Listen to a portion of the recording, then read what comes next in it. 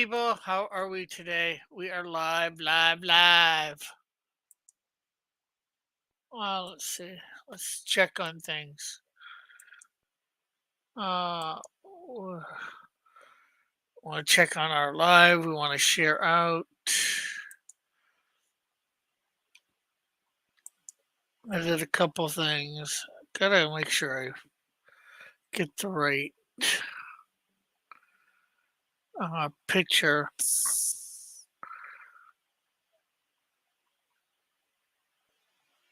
Ah, there's up thumbnail. Thumbnail. How is everybody?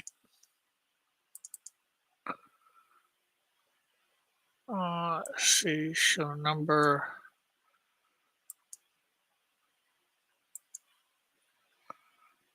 Save. Let's share on Twitter's.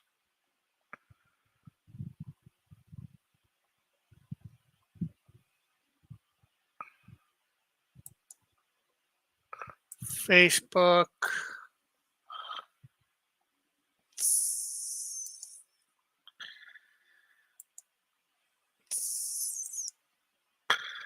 And let's put a link in the Discord.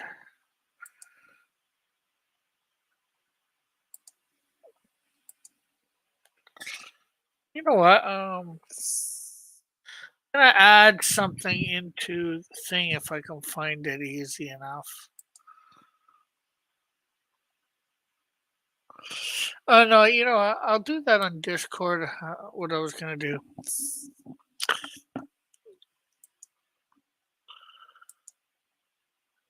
Okay, so let's see. We want to pop out the chat.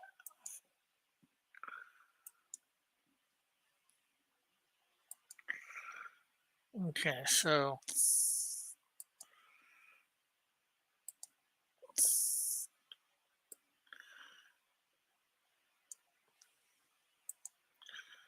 well,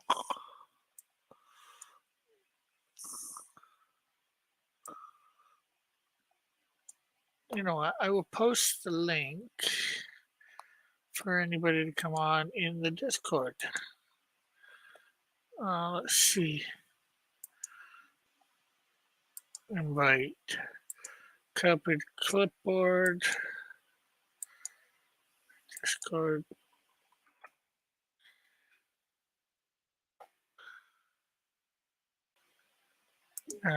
And let's bring up that, and then there we go.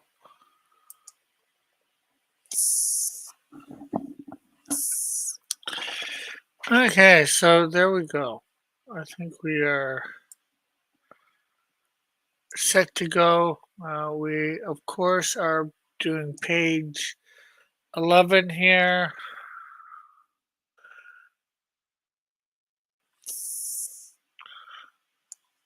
I don't know what we're getting done today. Hopefully, this.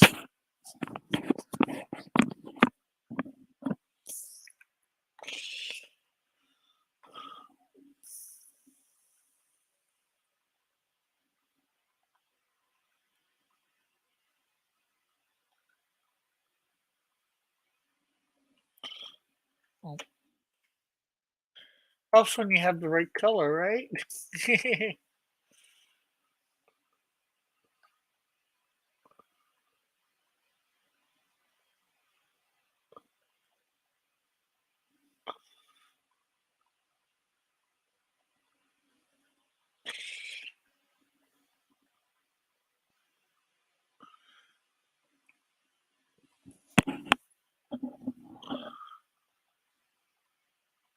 Okay.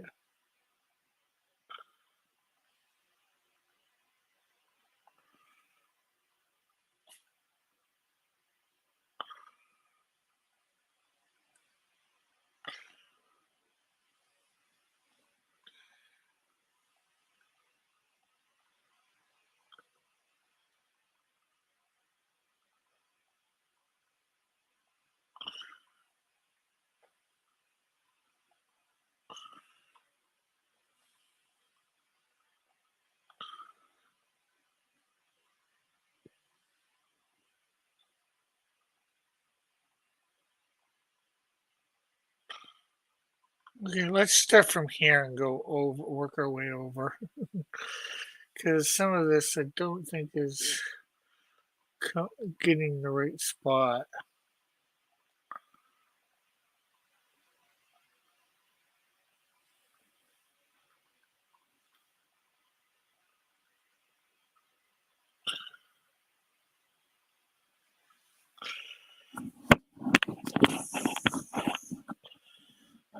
Okay, we'll have to take up that little spot in the foreground of the. We get that way. It's not. It's reaching the right spot.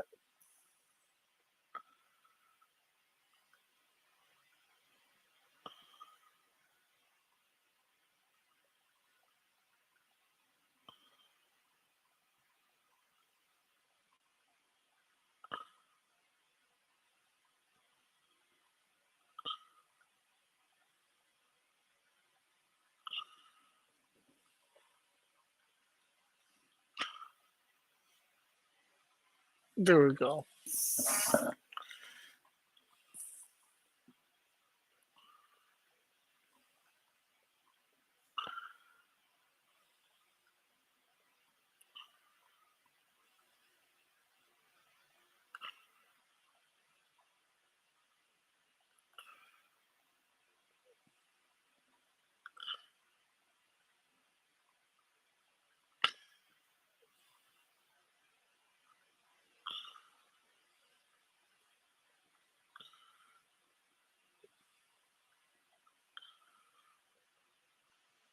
There we go.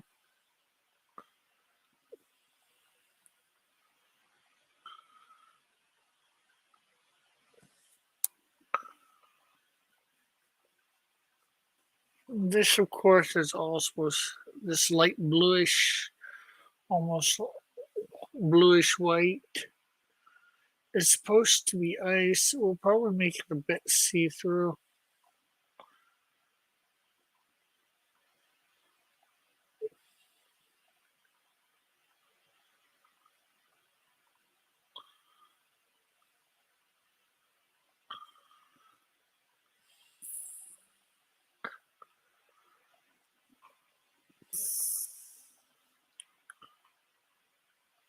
There we go.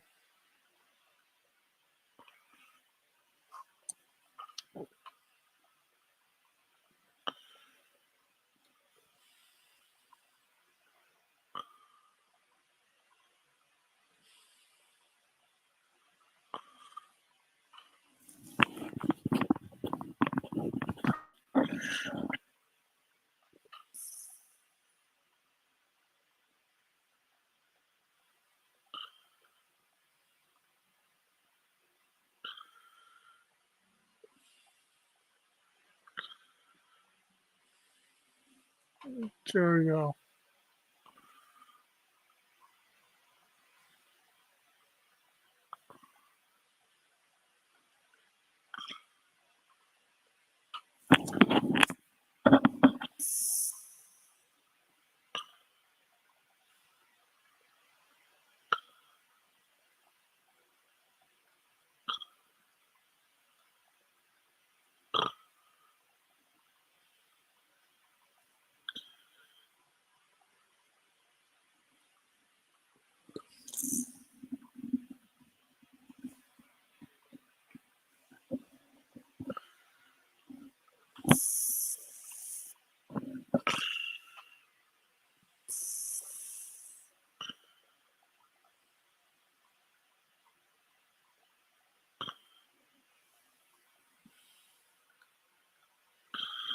Gonna have to get some of these, this black out of there on those icicles.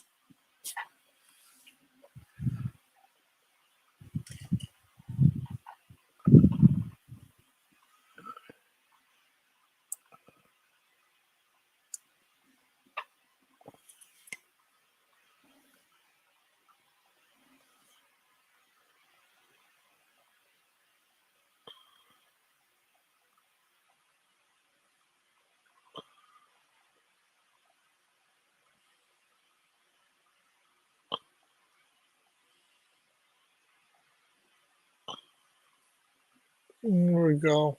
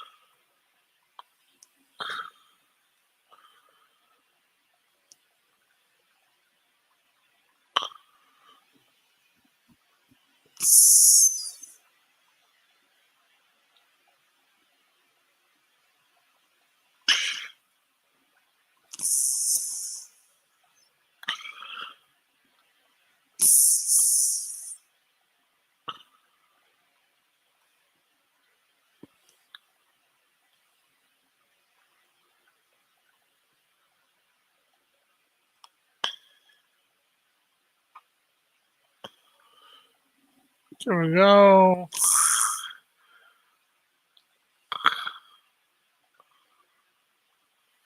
There we go.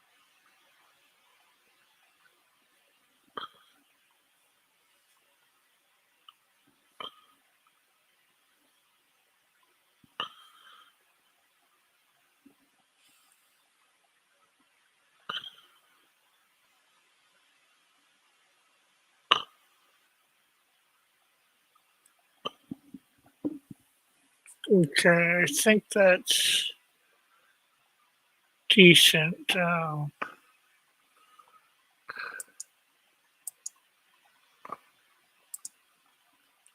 we're getting the garage here.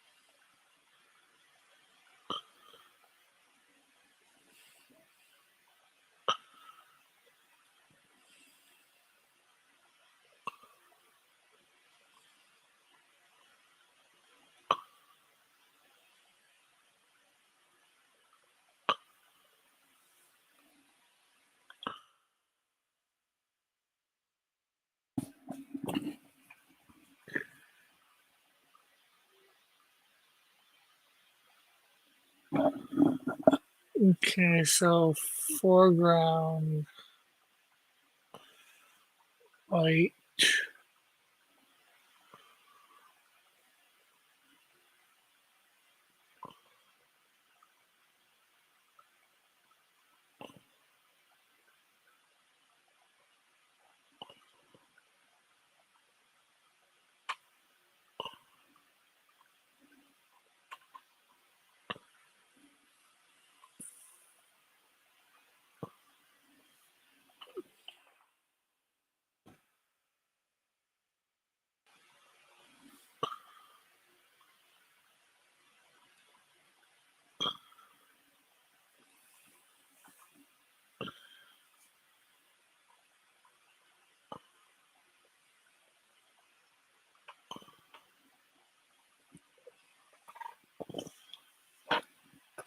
There we go.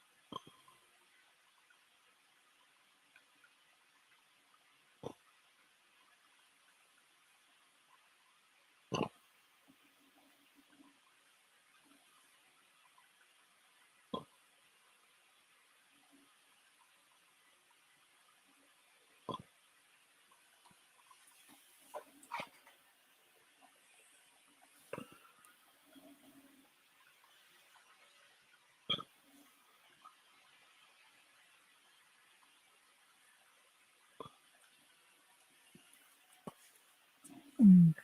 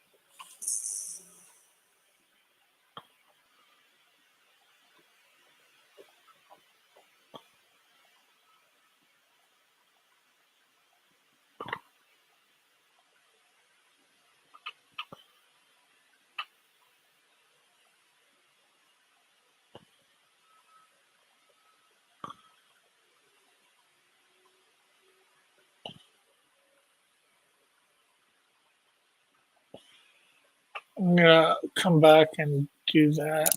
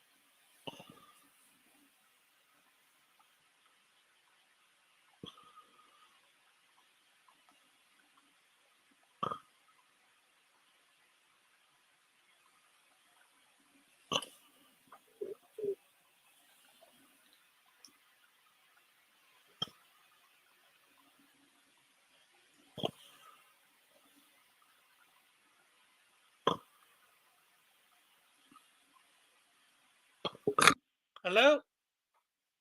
Oh, I need to uh, add them. Hey, John, how are you? Hello, how are you? Good, good, good. I almost forgot that I had to add you to the stream Oh yeah, with using StreamYard. yeah. You've been using the Discord so much. Yeah, but OBS has been fluctuating my internet a lot lately, so I figured I'd start using the duck again. Well, that's good. So, how have you been, Rick? And more I've been importantly, I have a bigger question.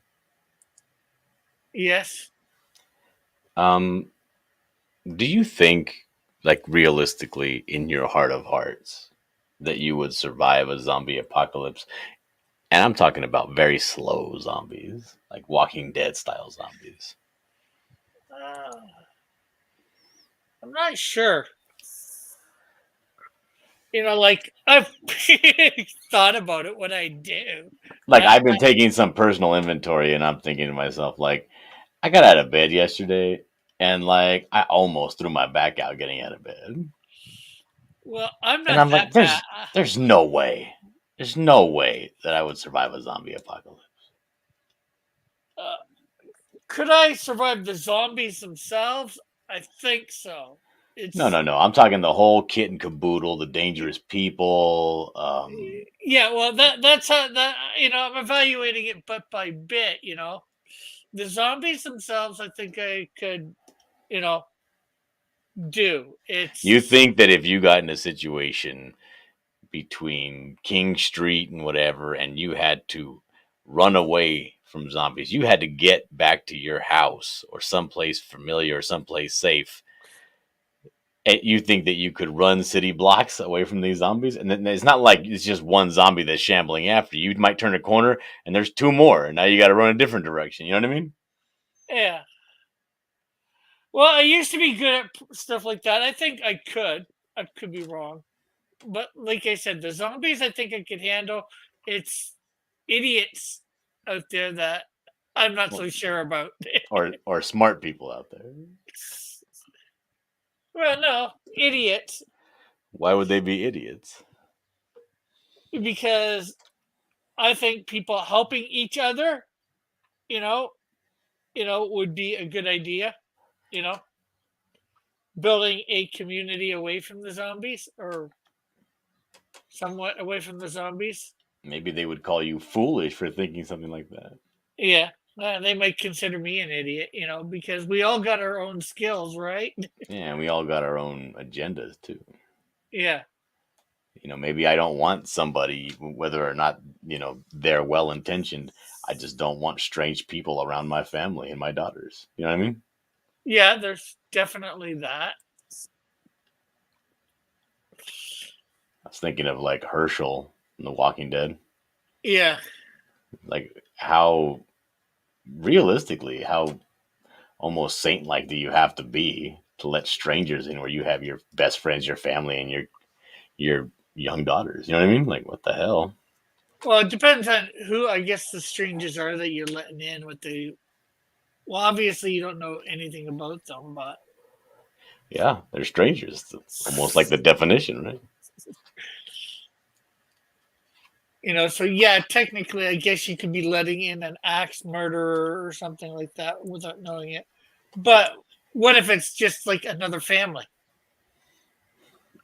What if?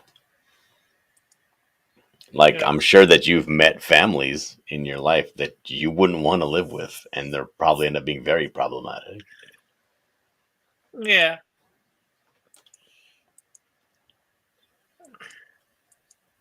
but it's I mean, I know families. I know family groups like father, wife, kids. In my own family, that I would stay away with a 10-foot pole. yeah, but then again, at that point, it's about survival, and you But it's you not always about survival to everyone. no. And I would think the more people that you have looking for stuff or whatever, or being able to guard your family against the real big idiots, like say, uh, Negan from The Walking Dead, Uh, the better. I don't know. I just have a hard time with you calling them idiots when they're doing it well. You know what I mean? Yeah. Well, I don't know. They're actually out there building a new community. It may not be the kind of community that you would want to live in, but they're building a new life. They got a compound. They have rules. They have things that are set up, and you may not like those rules or want to play along with them, but that's the rules they set up for this new world. You know? Yeah. Well, that's fine if they want to in their quote unquote compound live like that. That's fine. But going around forcing everybody to give them all their food, so they can't survive. Because it's like maybe because that's the way the world works now. Like, what if Negan and all of his people that he had under him, what if they came across a group of people like the governor's group? Like, would you call them a fool for being prepared, better prepared than the governor's group to be like, you know what, we're not going to be listening to you. We're going to do our own thing, and we have the means to do our own thing. Yeah, like I said, if they want to go, like hunting for supplies or whatever, and live the way that they live in their group, fine. Each one, it's like you end up having new quote unquote countries, if you will. Your country lives the way it wants to, but then again, if you consider end up like little countries, Countries go to uh, war yeah, over land and stuff like that and too. So resources, yeah. Because, like, let's say if you take the top down approach, right? You are let's say you're in the governor's community, but let's say he did it well for a very long time, and it's expanded, and now there's like four different communities, right, all tied together, big, almost like the size of a town, almost. You know what I mean? yeah, Not like a neighborhood, but like a almost like a town, like maybe close to, say, even a thousand 10. people. Oh, I was gonna say 10,000, but yeah, No, I mean, if you have a job to do and your job and you do it well and everything goes well, I mean, you could spend almost, the entirety of your time not getting harassed or feeling like you live in some sort of dystopia. It could be almost normal. yeah, And it depends on how hard of a thumb they want to have you under. You know what I mean? Which is where everybody makes mistakes. I mean, look at what's happening with the Dutch farmers, right? yeah, Like everything was going well for a while until they decided to push just a little bit too hard, and then all of a sudden it's a balancing act, and you never know um, how hard things are going to be when you push just too hard. Like when you think about the rules they set up, I mean, it's no different than the rules that we have in California, right? Like yeah, we got crazy agriculture rules. Are always diverting water away from the Central Valley to go to Los Angeles, and there's rules against how much nitrogen you can use in your fertilizer. But when you put all those things together and you couple them all up, and it's like, oh, it's just a bit too much, and now you made a mistake, and now you got a big problem on your hands. yeah. Like, I don't think it would be very easy to govern people. Oh no, definitely not.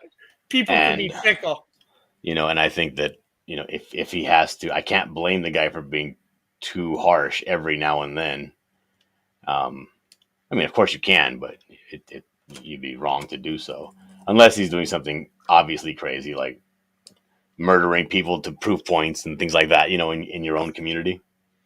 Yeah, well, Negan did that a little bit, Oh yeah, of course he did. Yeah, that's why and I'm saying it. It's why I'm saying it wouldn't work for that, right? But maybe a different setup. I guess I'm just using the most popular franchise everybody knows about, thinking about it in the moment too. Yeah, yeah. That's what you do, right? I hate when I talk to people and they say, like in the movie, and they quote some like unknown movie from like 1971. I'm like, get out of here! I was having a conversation yesterday, and somebody was talking about the actor Steven Dorff. You remember this actor, Steven Dorff? Not by name, Okay, maybe. great. That's fantastic. That's fantastic because I'm going to give you an exercise right now, right? Now, if I told you Steven Dorff, what would you, in terms of like, if you're trying to communicate, um, this guy, right? The memory of this guy. Mm. Um, oh, he played one of the inmates in the movie Felon. I think he played the main bad guy inmate, right? Okay. Have you ever seen the movie Felon? It was a small movie. Not a lot of people have seen it. No, I Okay, haven't.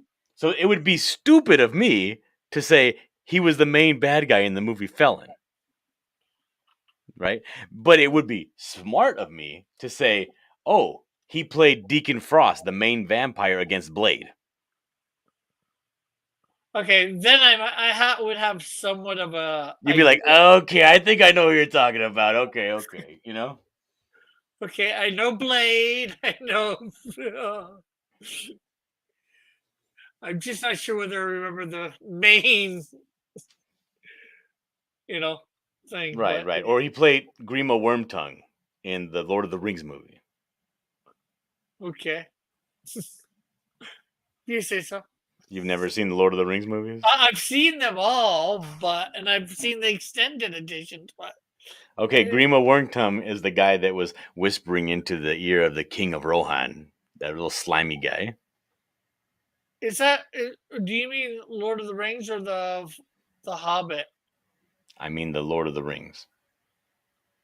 Okay, You know the King of Rohan, the one that was an old king, and then that guy was always telling him, "Oh, your son's here. He wants to blah blah blah blah." Blah.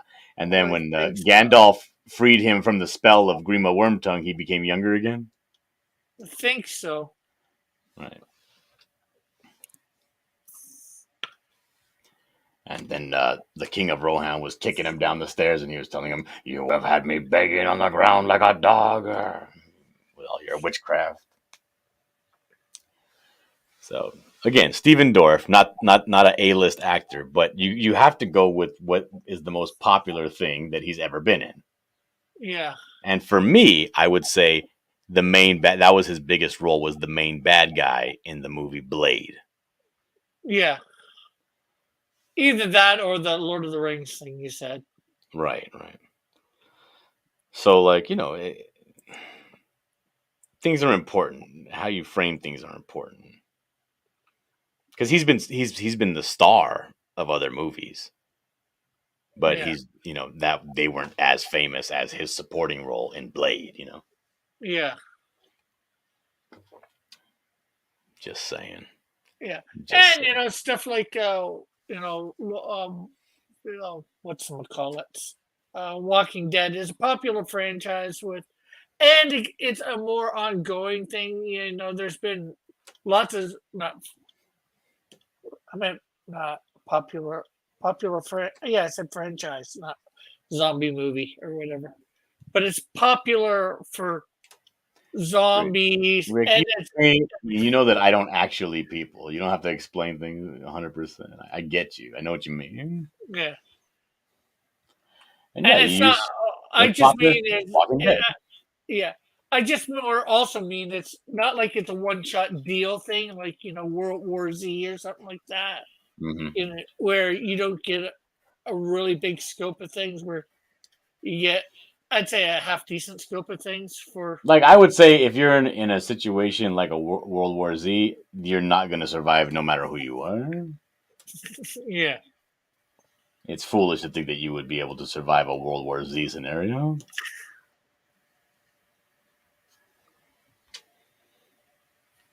So I don't know. When it comes to like surviving a zombie apocalypse, I feel like it's just I wouldn't be able to do it.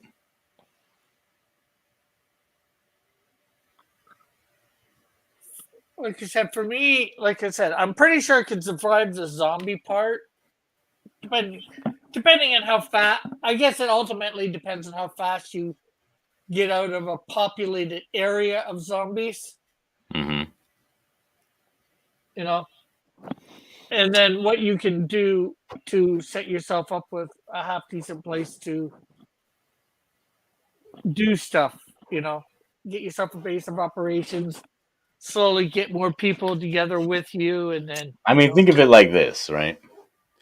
Have you ever seen the movie, or not the movie, but the show, Naked and Afraid? don't think so. Or maybe Survivor Man, or The Wild with Bear Grylls, Uh, they don't sound familiar. or any kind of show, TV show, where they drop somebody off with limited supplies and they have to survive for a number of days. Yeah, I've seen a couple of shows like that. Okay. So imagine now they did that to you.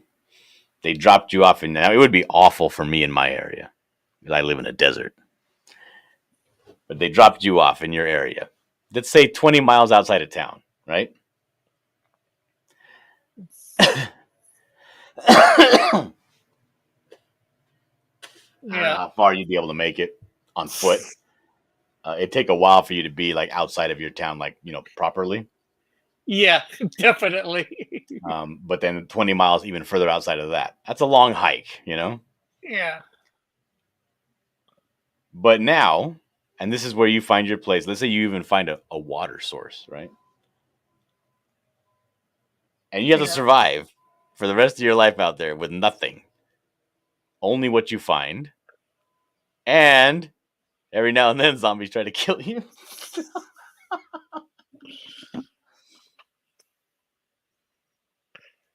I don't know. It seems an insurmountable hill. well, if I don't move from that area, you're right. I'd probably die because I know nothing about it, what I can eat and can't eat in the wild. But not only that, like, unless you come across somebody else's food stash, you're going to have a hard time going house to house. And if you do go house to house, you're putting yourself in danger because houses contained people that Yeah, are now zombies.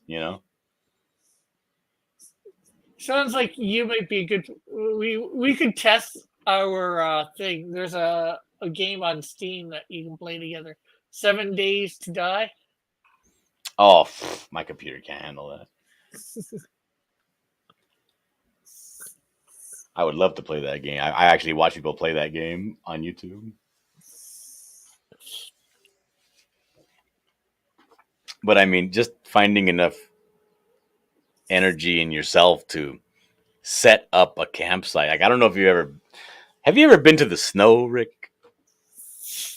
Have I ever been to the snow? The snow comes to me. All right. Now let me ask you something. This is a serious question. Let me ask you something. You ever watch a movie or a cartoon where people are playing in the snow and they build a nice little like 5-6 foot snowman? Have you ever tried building yourself a 5 or 6 foot snowman? No, never. You ever tried to build a 1 foot snowman? No, You ever try to get snow and pile it in a heap? maybe I might have done that. When you start to pack the snow down to actually make a shape, you know what I mean? It can get heavy. Yeah. And not only that, it takes a long time. It's work. If you go out there to play in the snow and you're gonna build a snowman, you're gonna be taking off your jacket. Then you're gonna be taking off your long sleeve shirt. You know what I mean? You're gonna be like, oh my god, it's so hot. because you're sweating it up trying to build this stupid snowman, and you get piles and piles of snow. But then, as soon as you start packing it down into like circular forms, it just goes away. It almost disappears. It's like, golly, how much snow do I got to pile up just to make a stupid snowman? It took me and my wife 4 hours to build a snowman, a 5-foot snowman. 4 hours of constant work. Now imagine how long it would take to build like an igloo. Yeah. Yes, Mother. I'm talking to John. I'm live. Oh, okay. On my channel. Hi, John. Hello there, Mrs. Cross. He says hello, Mrs. Cross. I don't know. If I say, Linda, it feels very informal. It feels disrespectful, like I'm giving her an insult. You know what I mean?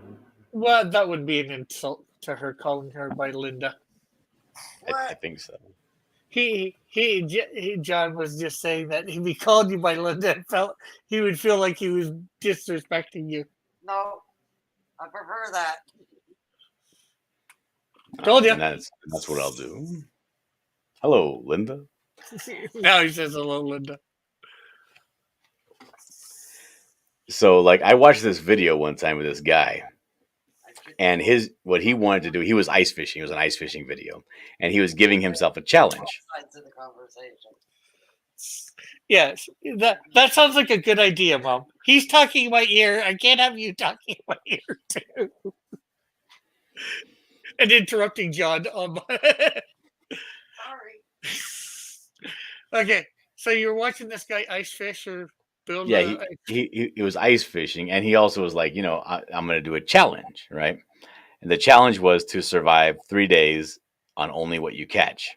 And he was way up in way north of the Arctic Circle in Alaska. Very cold. Yes. And so what he did was he was there, and when a lake freezes over, you get a lot of snow that kind of goes over that ice as well sometimes, right? Yes. So what he did was he took with himself, the only thing he took with himself was like a sled full of like tools so that he could build himself a snowbank igloo. Uh-huh. And he did that, and it took him the entire first day from sunup to sundown to build that. And it was all he did. It wasn't even packing it down. He was just piling up snow in the biggest pile as he could, and then digging into that and hollowing it out. Yeah. Yeah, I know they have a way of making cubes out of snow. But that takes a team of people and a long time. You know what I mean? Yeah. This was like, doing a snowbank shelter is probably the easiest thing you could do.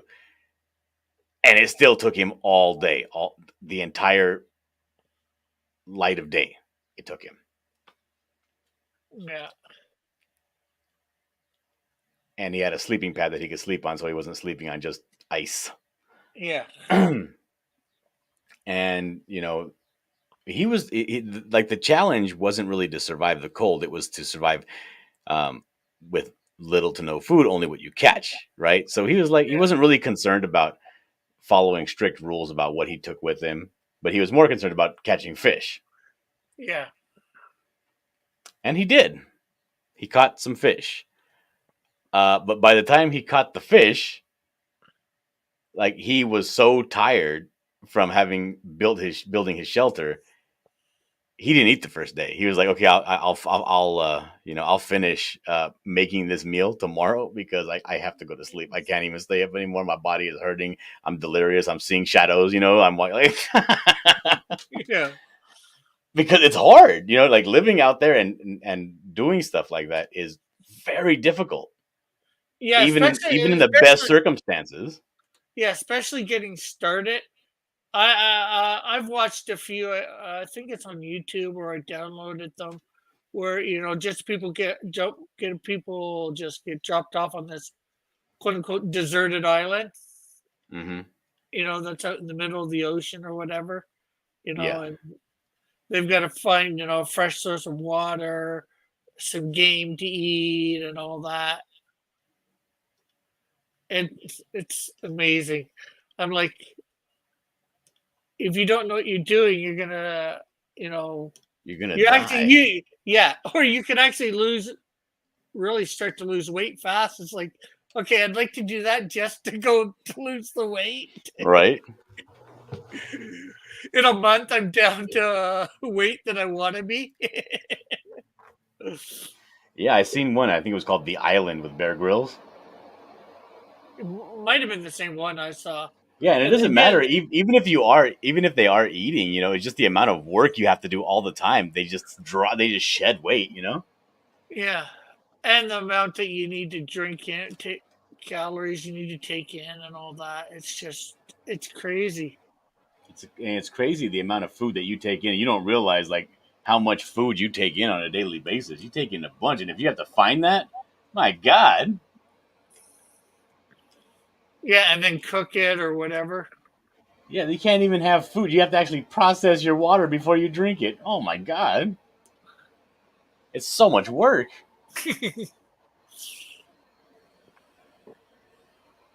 I just Yeah, feel like when I think about it, I feel like there's no way. And imagine you get dropped off on this island, right? Even if you get dropped off on a place that has they've scouted this island before, and they pretty much guarantee if there's not enough food on that island, they'll actually put food on the island. They'll put animals. no. Okay, I did not know that they would put the animals, but yeah, I Yeah, get it. they'll put animals. That way they know for sure that if you try hard enough, there is enough food on this island for you to sustain yourself and live. Yeah, or the Okay, group of people. Yeah, right. So if now that you know they do that, how difficult it is to survive, but also possibly zombies. yeah. Oh, I Oh, would give up. I would give up. I I would throw would my give up. hands in the air and Well, say, like I said, I've already thought about this for where I live. The first thing for me is, and it probably seems counterproductive, is getting to the closest mall I'm from, because it's got everything in there that you would probably need to survive, right? And the only problem is you'd probably have to face a whole bunch of zombies on the inside. and people. Yeah, but if you can get those people working together, you clear out the place of zombies and blockade it so zombies can't get in easy or see in or whatever. So you would do the whole Dawn of the Dead thing. I guess so. I don't know, man. I don't know if that would work. Obviously, I don't know for sure whether it would work because No, I mean like people. in likelihood. I don't know in likelihood if it would work or not because like you can you can like through just sheer force of working something out and historical things. Would a group of people with dwindling resources that don't know each other and are not family be able to get along for that long? Yeah, well, there's the question. People are fickle. Could I get to the mall that I'm talking about and all that? I think that I could, but once I get there and how things Let's say you go. do get there and you're with your mom, right? Let's say you, your mom, and Dave all happen to be in the house when this goes down, right? Yeah, And you're like, oh, we got to get somewhere. We got to get to the mall, and we got a pretty good shot. People aren't. There's people getting killed in the streets, but right now it's real early, and people aren't really out to hunt each other. Right now, people are out to get away from the city. yeah,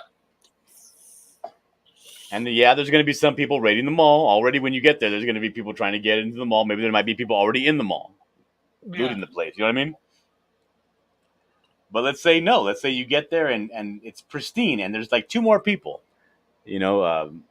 I don't know. What's two other people that you know? yeah, I mean, this is best case scenario. Like, who's yeah. two other people that you know that wouldn't stab you in the back the first time that their stomach rumbles? Um. Okay, I'll give my cousin Anita. Let's say your cousin and your dad are there by some happenstance, right? Yeah, You're like, wow, what luck do I have? yeah, God has blessed me. yeah, Um, okay, so let's say you get there, Anita and your dad are there, and they're like, well, um, of course, this is a mall. We would have to go find like building supplies. We do got a good amount of stuff in the basement area. We have some building materials around here, but we can lock this place down, and then we got it good. Yeah. Yeah. Well, heck, there's a set of doors at King and James that there's a double set of doors that I would secure that area first, and then slowly work my way into the mall, Yeah. So get let's say bigger, you secure the mall. get barricades from different stores or whatever, to set up little barricades, Yeah, let's say you find a dead security guard, and he has the keys to the storage room and maintenance stuff and all of the stuff to direct traffic. You have cones, you have barricades, you have a decent amount of like spare lumber. You got hammer, nail, screws. Yeah. Well, and by barricades, I don't mean real barricades. I mean, I would, go into a store and take, clothing racks, clear off all the clothing. And now those aren't necessarily good, but other stuff that would make good barricades. Like wooden stuff or whatever, counters or whatever.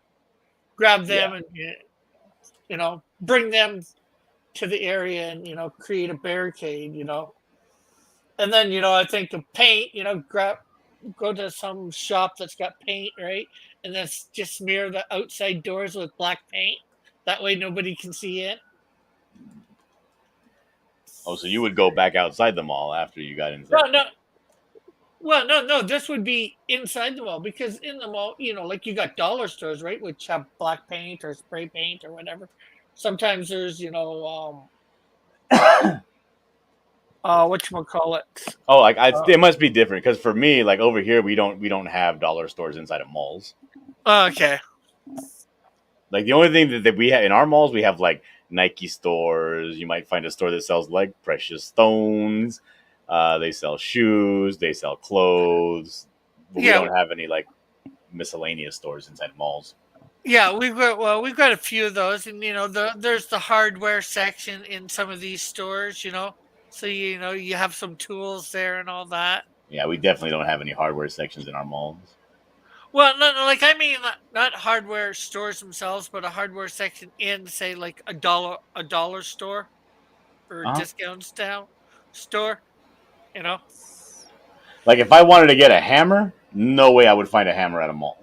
Oh, okay, well, unless I like raided a security room and they had like tools there from the janitor or something. You know what I mean? Okay, well, that would be the only way I'd find a hammer at one of our malls. A lot of malls here do have dollar stores or discount stores or some sort of store that has hardware, some minor hardware stuff, not major hardware, but yeah, enough that I could probably cover those doors in paint or whatever, black them out. That way nobody can see from the inside, outside, and then I could do stuff to make sure those doors stay locked shut, and unless somebody breaks the glass, yeah. So let's say you do that, right?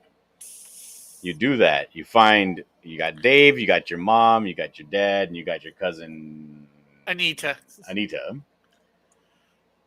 And you guys are like, okay, we got all this set up. We were in panic mode, and we did it very fast, very efficiently. We got everything squared away. We are now inside of a mall that's secure. We're all locked up, and no zombies are getting in. Guaranteed. You got it shut up so tight that you're guaranteed no zombies are going to get in. Okay. So that's the scenario. Then what do you do? Well, now this is I'm not sure how big the malls are around you. This is a fairly big mall, so it's securing it for us, obviously. Making it so nobody can get up to the rooftop, because there are stairs on the outside that people can get to the rooftop from. Securing those to make it so like zombies can't get up on theirs. That way you can start building gardens and all that up there. Mm-hmm. to produce, at least vegetable food. you know, um, Yeah, yeah. So you would go and well, we already established that you secured secured. the building. Okay, well, So yeah, the building's secure. I live well after that building secures. Start, barricading off, you know, areas around it slowly, and making it an even more secure area beyond the mall. In little, you know, half block patches or something like that. That way you have access to more stuff that's in other stores that you could possibly use.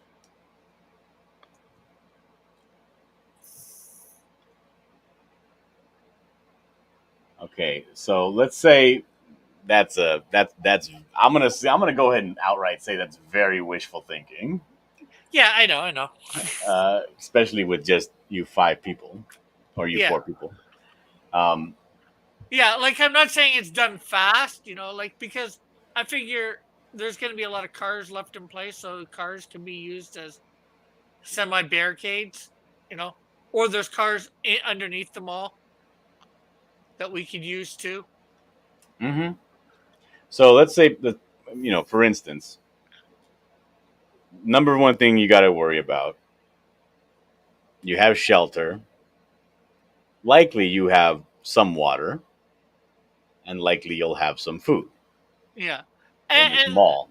and not that it helps much, but if we have the top secured, we could grab buckets and that for whenever it rains to secure some rainwater.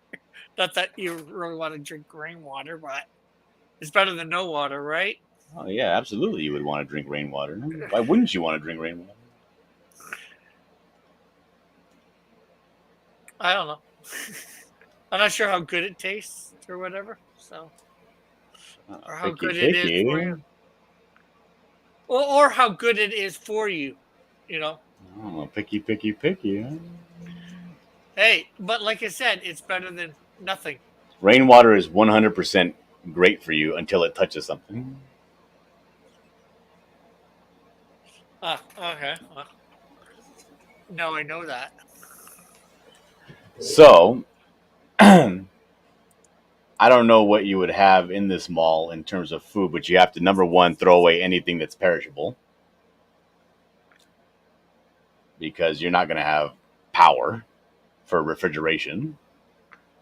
Well, that's the first stuff you eat, anyways, over the Yeah. first couple days Yeah. So, until it starts. within about a week, everything's going to be because stuff in a big fridge will stay because the fridge will stay cold.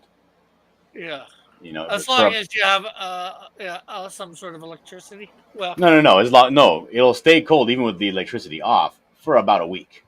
yeah, So then so say in about 2 weeks, once everything starts to go bad, all your perishables are gone. So now the only food you have available after 2 weeks is anything that's canned or preserved, yeah, anything that's like some sort of jelly or anything that doesn't need to be refrigerated, whatever. Which kind of in a mall kind of dwindles down to pretty much what's on the stands, potato chip bags. You yeah. got the food courts, but you're not going to be able to eat because you're going to have a bunch of spoiled meats and stuff like that. Because you're not going to be able to eat everything in a mall in 2 weeks. True, true, true. So you're going to have a bunch of spoiled food. But now you'll have a bunch of options for non-perishables. Not as many, but good amount. Yeah. Now, what stores do they have? What like to have things to eat in your mall?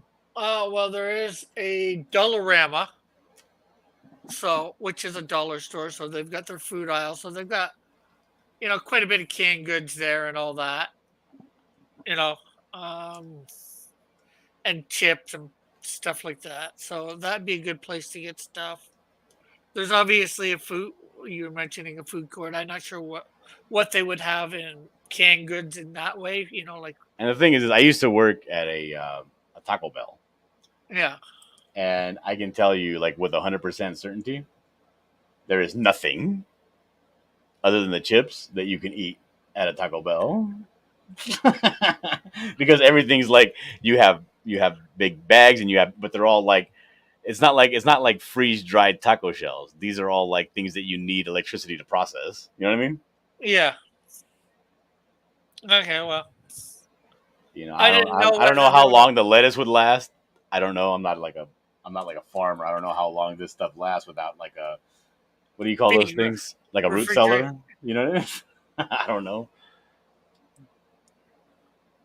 But I know that a lot of stuff is there's not a lot of like when you think of like non-perishable foods, right? You're talking about like if you find some old lady's root cellar or some prepper's root cellar that has beans and rice and in freeze dried bags that are in sealed up in food grade containers that have oxygen absorbers and all that stuff. An Yeah. average prepper like that has that kind of like root cellar has a ton more food than any mall would have. That it's gonna last years. You know what I mean? Yeah. Because if you get it, like, even if you do something, it's very simple. Like you get a sack of beans and you get 10 mason jars and you pour those beans into mason jars, toss some oxygen absorbers in there, cap them real quick, and then it'll suck down you know what I mean? Well, you said. Those beans will last you 20 years. Whereas if you don't, they'll last you a year and a half. Well, I got a question. You said you worked at a Taco Bell. What about the rice there? How long? What sort of packaging is that in? Well, it's in these big. Essentially, they're like think of like a burlap sacks, but made out of plastic and with netting. Yeah. But are they freeze dried? Is it cooked already? What? No, it's just raw rice. Oh, well, then the rice would last you quite some time from a Taco Bell. Yeah, that would last you about a year. Yeah. So like, and the thing is like, if you, excuse me.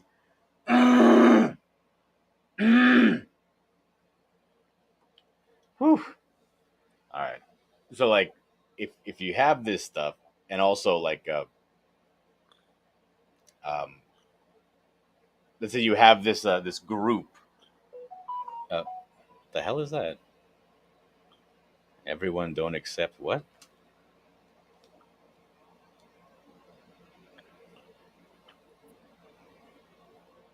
Sorry, I got a message from the vomitorium. I'm checking what it is.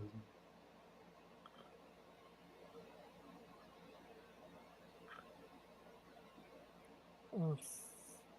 I probably got it too from their Discord or. Yeah.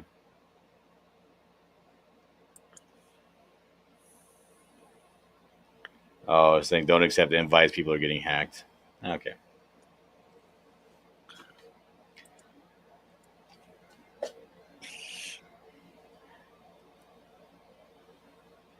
So then I'm like, okay, so what are we gonna do for water? Because they probably have, you'll probably in the mall be able to round up enough bottled water to last you at least a year. Yeah. And because it's going to be out of the sun, you don't have to worry about the water getting poisoned or going bad or anything, or any of the plastic, melting and seeping into the water, that kind of shit. But so I think that you would probably be at least for a year, maybe even a year and a half, be good on water. Yeah. Because water is one of those things that goes very fast. Yeah. And again, too, if you're in like a food court or something like that, you start filling up. If you can get to the food court fast enough, you start filling up sinks with water too. Anything you can. Yeah, I guess so. But standing stagnant water is not good for very long either. Yeah. Well, the point is, it would be very difficult to maintain. You would not be able to maintain your current lifestyle. And I think but in a mall, you would be able to maintain a little bit of comfort. Yeah. Like even though you're not as comfortable as you would be before the apocalypse hit, it wouldn't be that bad. I just don't know if you'd be able to maintain everything and then still be able to build your community, like build out. Yeah, well, it depends on how. The main thing depends on whether you can get other people coming along and being friendly, shall we say, for lack of a better word.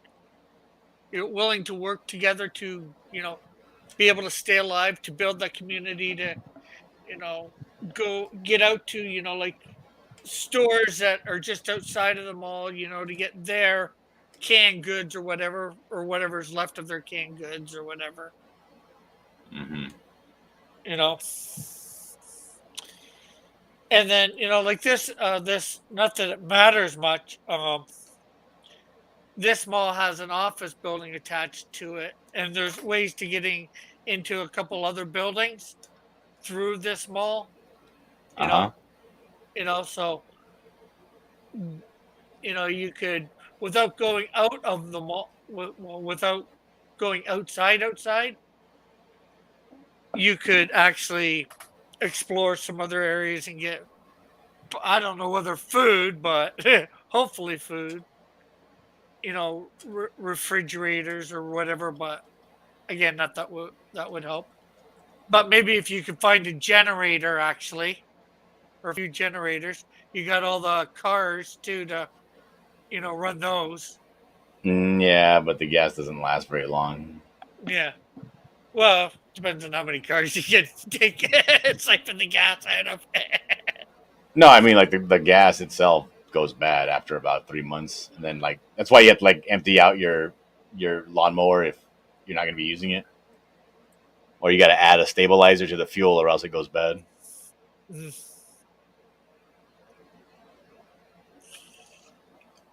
So I I do. would say maybe because the thing is like if you have something like if you can get something together to put fuel in and then constantly agitate it, then you can have the fuel last up to a year if it's being agitated, like moved around. Yeah. But sitting fuel goes bad after about 3 months. Oh well. That's why when people leave their cars, everybody always has to go and get a can of gas and dump out. They have to dump all the fuel out of the car before they attempt to start it. Because if you attempt to start a sitting car that's been there for years, you'll fuck up your engine. So you got to dump out. You got to siphon all the gas out, and then try to start the car after you put new gas in. Okay, I did not know that. Yeah, so like all like you'll have a ton if you especially if you have like an underground parking garage that's abandoned, like you'll have a ton of gas, but you have to do something with that quick.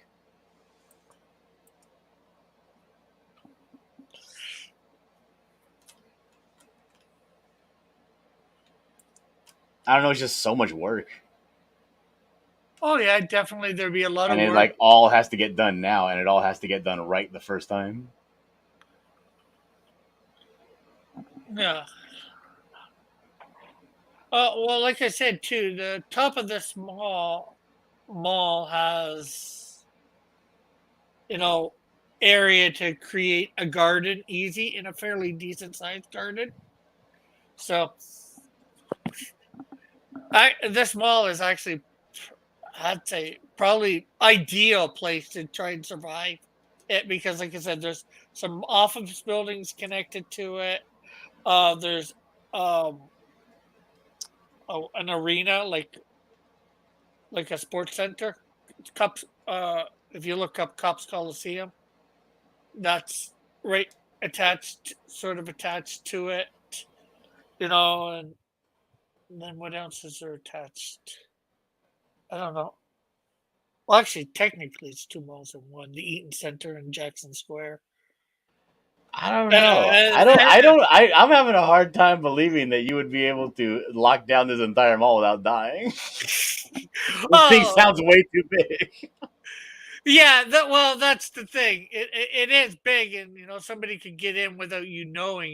Even if you did get it, quote unquote, locked down. You know, What is the name of this coliseum?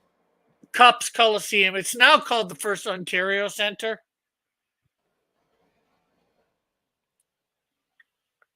COPPS.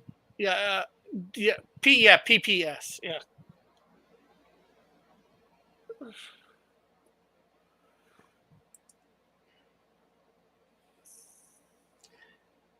See all. What else is attached? Oh, there's a hotel attached to the mall too. Oh, you're dead for sure. There's gonna be so many zombies in there. Yeah, but the great thing is you can lock down. The mall has doors that you can lock stuff down in from. So you can just go bits at a time. I don't know.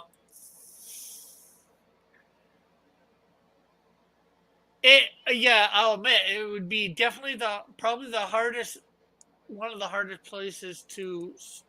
It'd be hard to survive, but This would be. I'm looking at it right now in aerial view on Google Maps. You're gonna need a bunch of people to lock this place down. You're gonna need tons. yeah. Well, And like this I is said, right smack dab in the middle of one of the most populated places in the city. yeah, well, depends on time of day too. But no, like I said, my first thoughts, or my first thing for it is King and James for the mall is just secure that area and then slowly build out. Yeah, I'd have to go back and forth a bit, getting food or whatever, but slowly expand. What is king? Is that the 8? Yeah, probably. Okay. Well, you want to put what you're seeing? Sure. Hold on a second.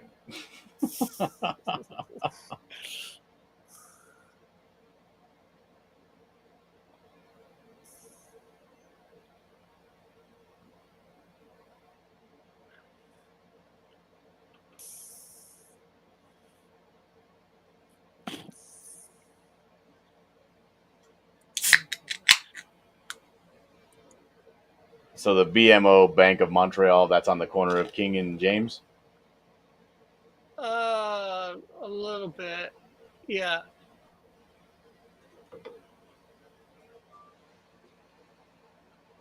They certainly don't show it decent.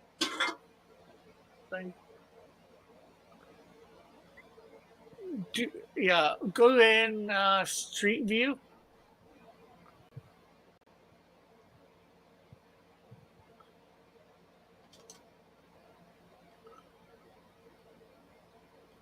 Yeah, right there is good. Okay, so you gotta turn left a little bit more. Oh no, you were going the right way. Oh, figures of buses in the way. You gotta look at through the bus. Oh, this area here? Yeah. Oh, okay. Hold on a second.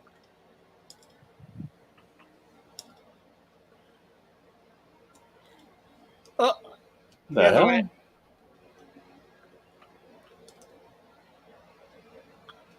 The bus is probably gonna be in the way again. Can you go back?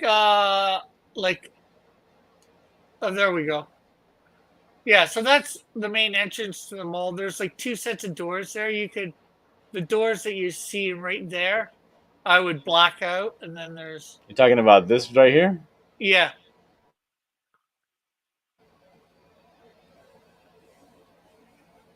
You see the one door there, and then if you look closely, you can see another set of doors on the inside a little Yeah. bit. Yeah. You got that weather vestibule between the two sets of doors. Yeah. That is the area that I would secure first and going in there, and then slowly move out from there. Okay, now let me ask you, because I'm going to be honest here, Rick. I'm looking around these streets. There's a fair amount of people, and let's say best case scenario, there are no other survivors, fighting for this place from you. Yeah. Let's just say everybody here is a zombie. To get from wherever you're at, even to get to this place, heading into the city, do you have the tools necessary to do that? Um, I think so. I've got some things that can be used as weapons.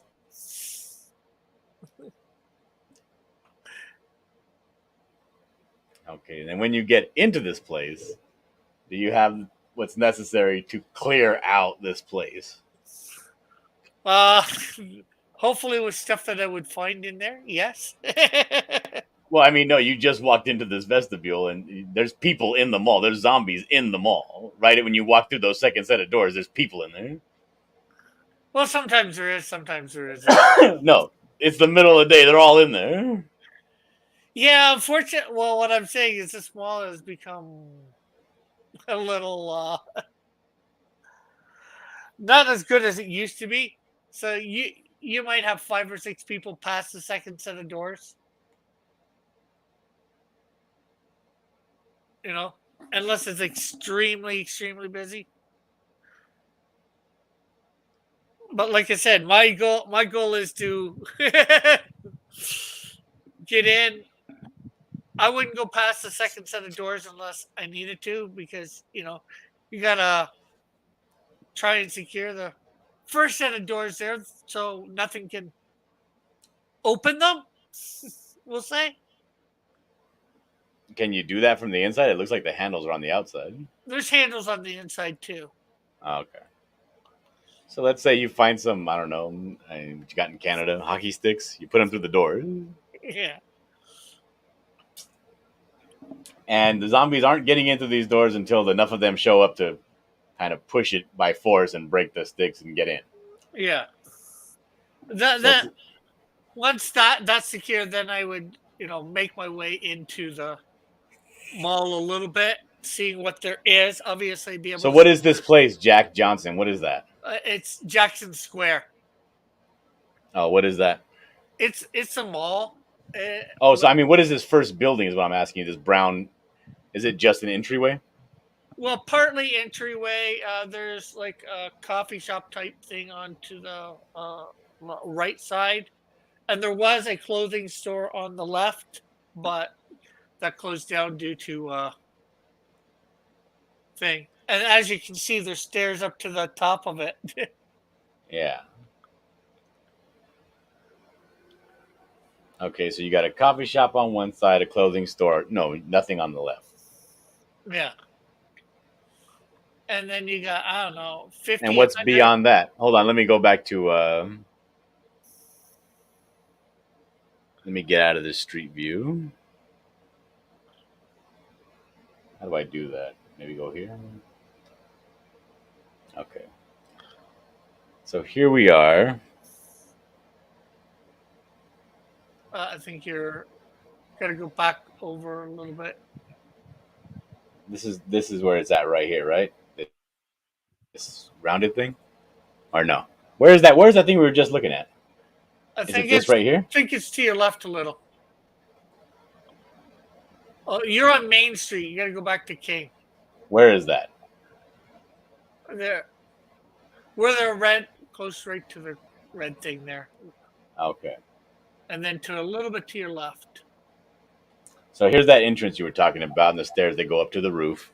Yeah, But it's not really a roof; it's just a plaza. yeah. Well, it's considered the roof of the square for the most part. So you got public relations. That's no help. Venti Cafe. That's closed. Yeah, well, Uh, that was the cafe that I was talking about. Yeah, well, that's closed, so don't count any food from there. You have a place called Freshie Health Food. So if you get into here, this main entrance, right side is a cafe. No, on the right side is nothing. Left side is nothing. So probably not too many people there in those stores that have nothing. yeah. Would there be anybody in the bookstore? Bookstore still open? Well, that where it says Cole's Bookstore, that's not even right where it's saying there in the mall. It's way further into the mall. Okay, so what's here? Like I said, the Vente Calf, and I think there's 2 things there that are food related, like coffee shop type thing, and the a cafe. I'm not sure how to describe them. Like I said, there was the clothing store on the left, which isn't non-existent at the moment. So you have the entryway, and then you have like I don't know 100 feet where the clothing store would have been on your left, and the um two businesses, food type businesses on your right, and Okay, so then I'm assuming that inside here, because this is all pretty like this. I'm not talking like you don't have like vaulted ceilings here because it's all pretty low ceilinged, right? Because of what's on top. well, no, they're fairly high. Like how high? I'd say 15, 20 feet. Do you go down or something? No. Oh. Well, if you look at the stairs, those are, pretty high stairs. Yeah, those stairs go up about 10, 11 feet. Well, see where the edge of there's the railing, um, just above the Jackson Square sign. Uh huh. That's probably about as high as the ceilings. Oh, so Maybe pretty a low little. ceilings then. Okay, so like what I'm asking is like, okay, once you get inside this mall, I've never been in this mall myself. Yeah. Once you get in, is everything? Is there like just store? You have to go into a store to get to a next store, or is there a main hall? Is it all Yeah, wide open? No, it's a main hall. I was about to uh, draw something here. Get it so everybody can see my screen and yours again. Okay, so my question is, if there were people in this mall, Parts of it Uh, have uh, 2 floors. yeah. oh, that's even worse. Okay, so Yeah. Let me quickly draw. Okay, so here's the entrance to Jackson Square. There is the vestibule, and you have up there, and then okay. there's a. So this is hallway right here, Uh-huh. and this is hallway right here, and then there's stairs on the left or right.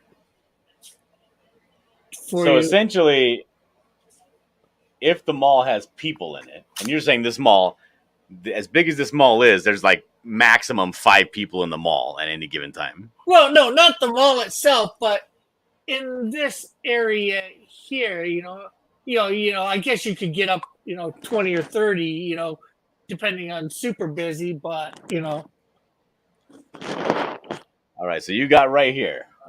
Let me as for illustration here. Let me open up a new page here. You walk into this mall. Right here, you got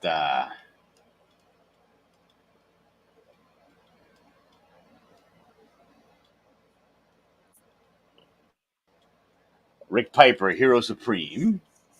yeah, I went.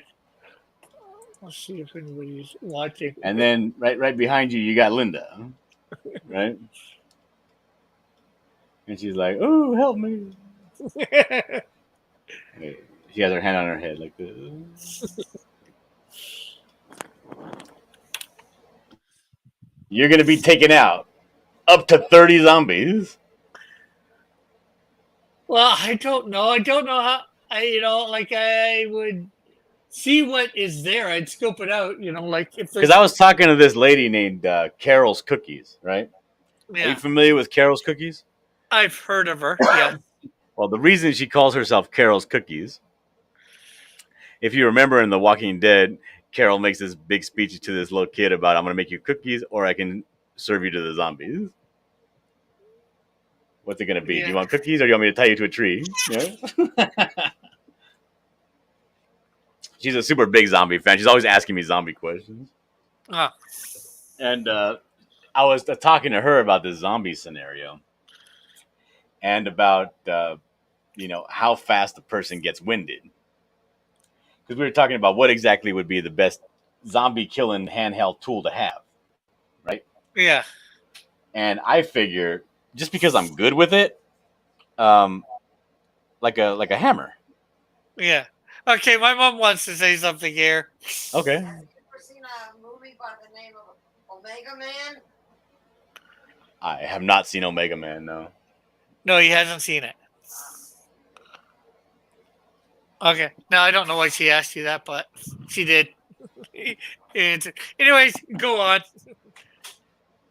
A hammer. So I was talking to Carol. I was like, yeah, I'd probably use a hammer because I use a hammer pretty frequently when I'm building these goat sheds and whatever new thing we have.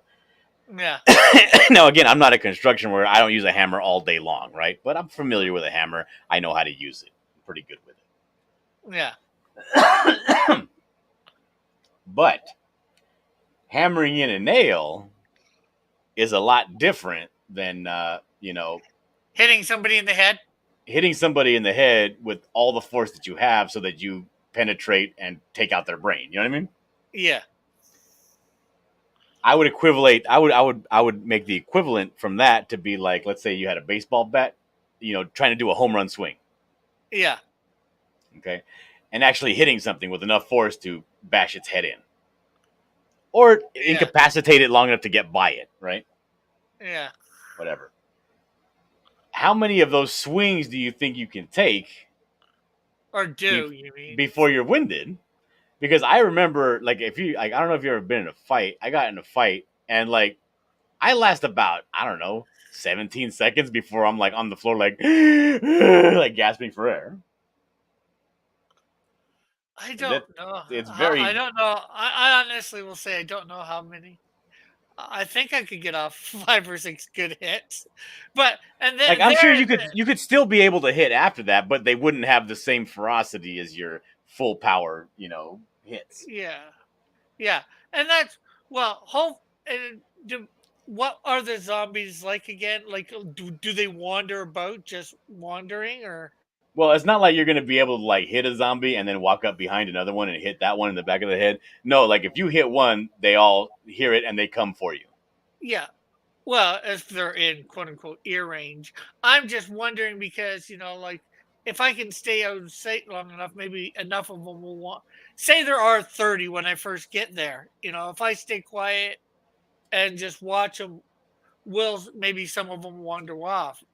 Like if say you're standing here, right? Here's you, and here's your mom, and let's say you walk in and there's one right next to the coffee shop, and then there's 3 over here, and then I'm talking like this, right? Like here's this hallway you were talking about. Yeah. Like this, and then who knows? There could be, and there accumulate more as you go. Like 30 people in total, right? Well, like I thought you thought we were talking about 30 right in the main entrance or sort of the main entrance area. Okay, let's just say let's say there's 8, right? Yeah. In the main entrance here. Like this, there's 8. And they're all like walking around each other, bumping into each other. If they hear something like bing or boom or whatever, they're going to go towards whatever that direction is. But if they actually see you, they're coming to you because you got brains, right? Yeah. So like you're gonna have to be like, if you see one, you would be like, whoa, hold on a second, let me back up. Hold on a second, right? Yeah. Get into a corner here so they don't see me or something. Maybe there's this cafe. Like when I first come in, I'd stay in between the doors and try and assess the situation from there, because as far as I'm concerned, that is my main base, if you will. Okay, 1 second here. Hold on.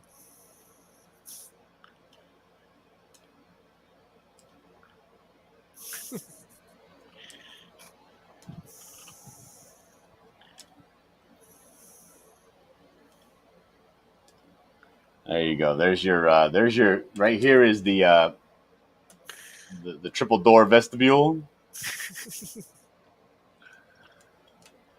Right, and then here's the other doors. Yeah. So I look through there and I see what, one zombie, or you two? see one zombie, yeah. Hold on a second. I don't know. I don't know how much space. I'm assuming it's probably around like 20 feet. So let's say there's 20 feet here. This is I'd go with the, this is a coffee shop. There's probably doors that are opening to it. Maybe there's yeah. like one pillar, and you can walk through the mall like this. You know what I mean? Like through the store, but not really go into Oh it or no, no, whatever. no! That area, that shop is not too small. There's one right on next to it. You had about the right thing. It'd probably be 5-10 feet, and then there's like another 30 feet thing, but you can't walk through. You can walk into them, but not through them onto the. Okay, how long? How many feet until the Y, the branching off of the Y? I'd say about 50 Mm-hmm. on both sides. Go. The vestibule is probably about what, 10 feet? Yeah, if 5 to 10 feet, yeah, something like that. Like if you're saying that if you laid down, your whole body would take up the entire vestibule. Oh no, no. So about 10 feet then, right? Yeah, probably two of me. I'd say for sure. Yeah. So about 10, 11 feet, maybe 12 feet. Yeah. So let's call it 10. 10 feet to be conservative. And then we'll get 5 of these, so that makes about 50 feet.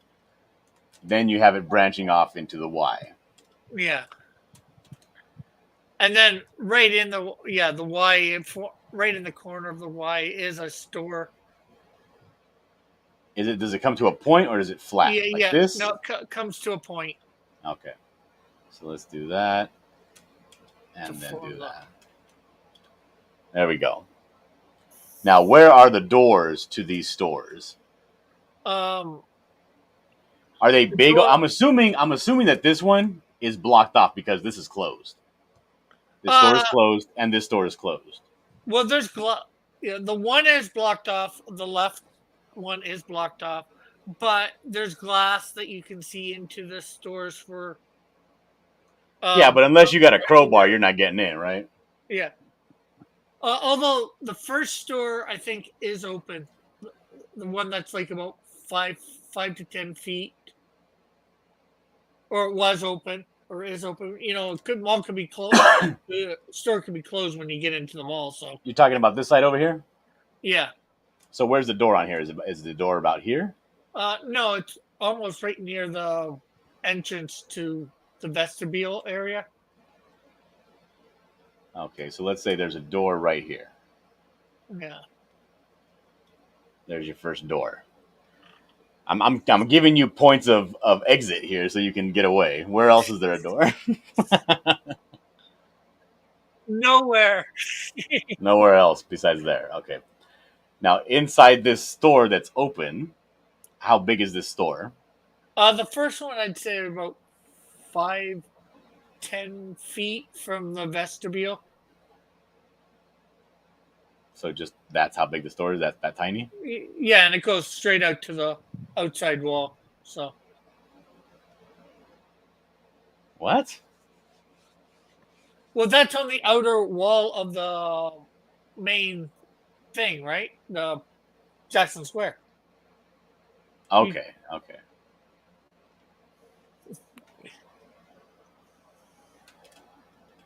Let me just make some adjustments here. There we go.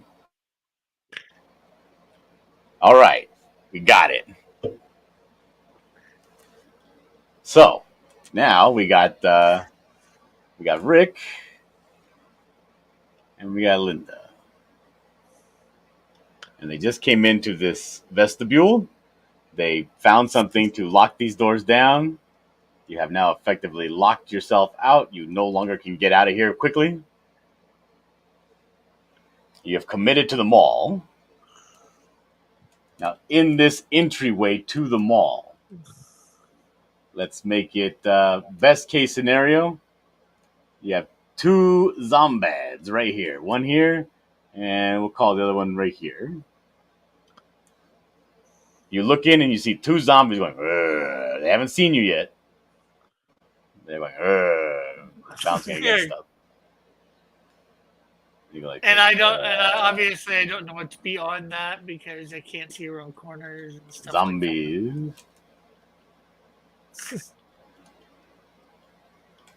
Okay. So, what do you have in your hand? Like that. I don't know. What have I brought with me? Well, I'm asking you, what'd you bring with you? Oh, I'm trying to. That'd probably break too easy. I've got a wooden sword. I'm not sure how easy it would break A though. wooden sword? Come on. A wooden stick would work better. Well, I've got a couple of those, a couple bamboo sticks. Wait, I'm drawing you real quick. Hold on a second. Okay, and then I'm going to give your mom a dress. I don't know. I give you pants. And we've got hammers in here.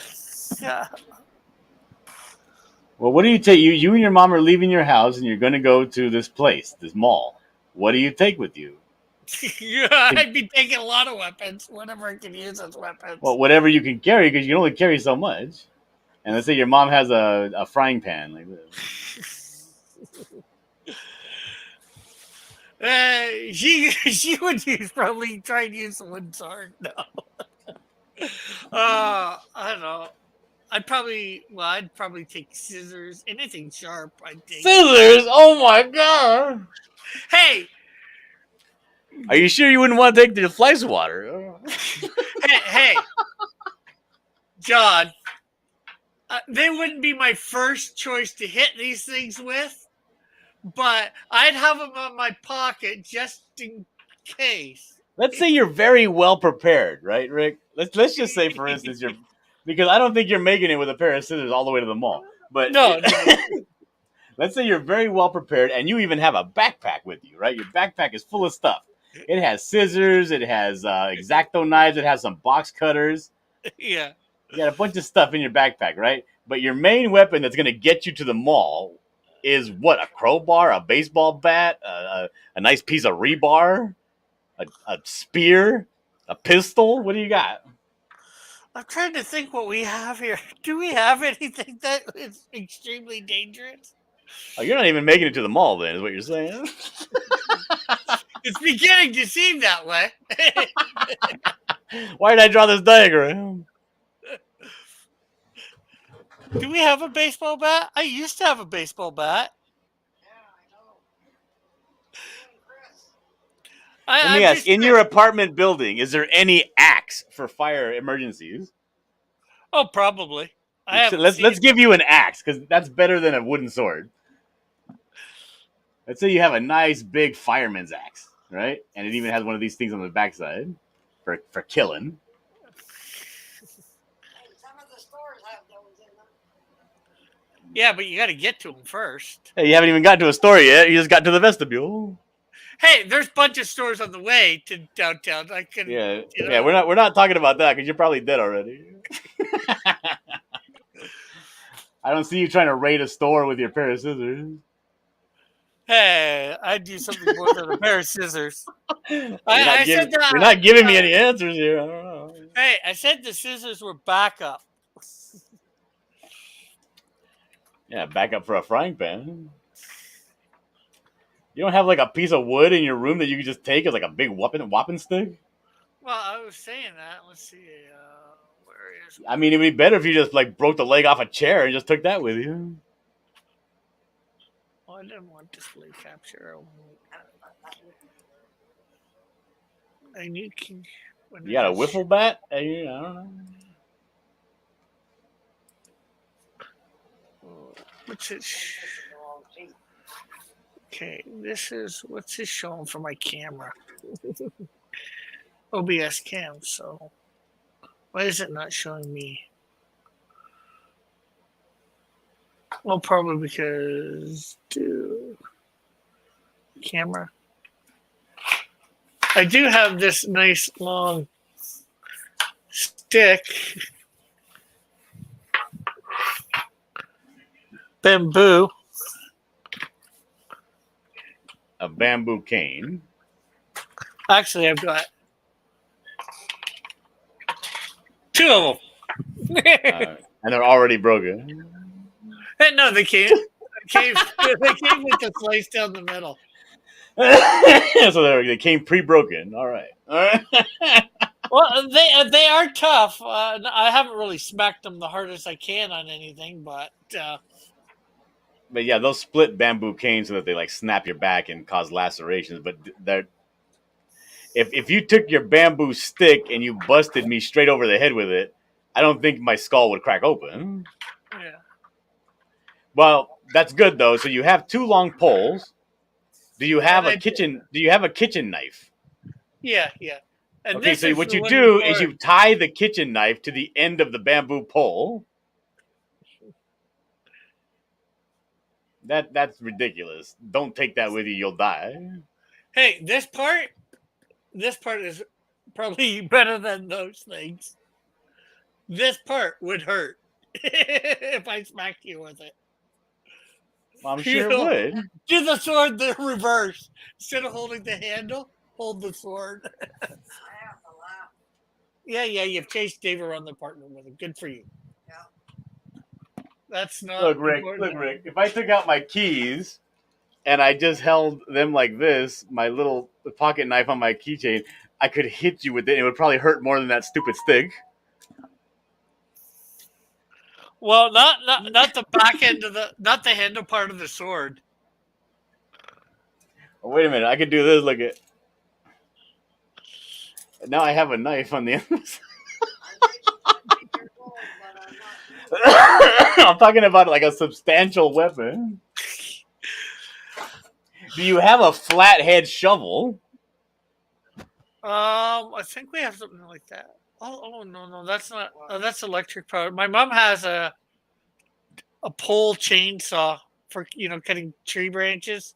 That's great. But Does the chainsaw head come off of it? I don't think so. Can you break it off and use the Pro- metal pole? Because that would be a much better weapon, the metal pole. Probably could. Or is the pole fiberglass?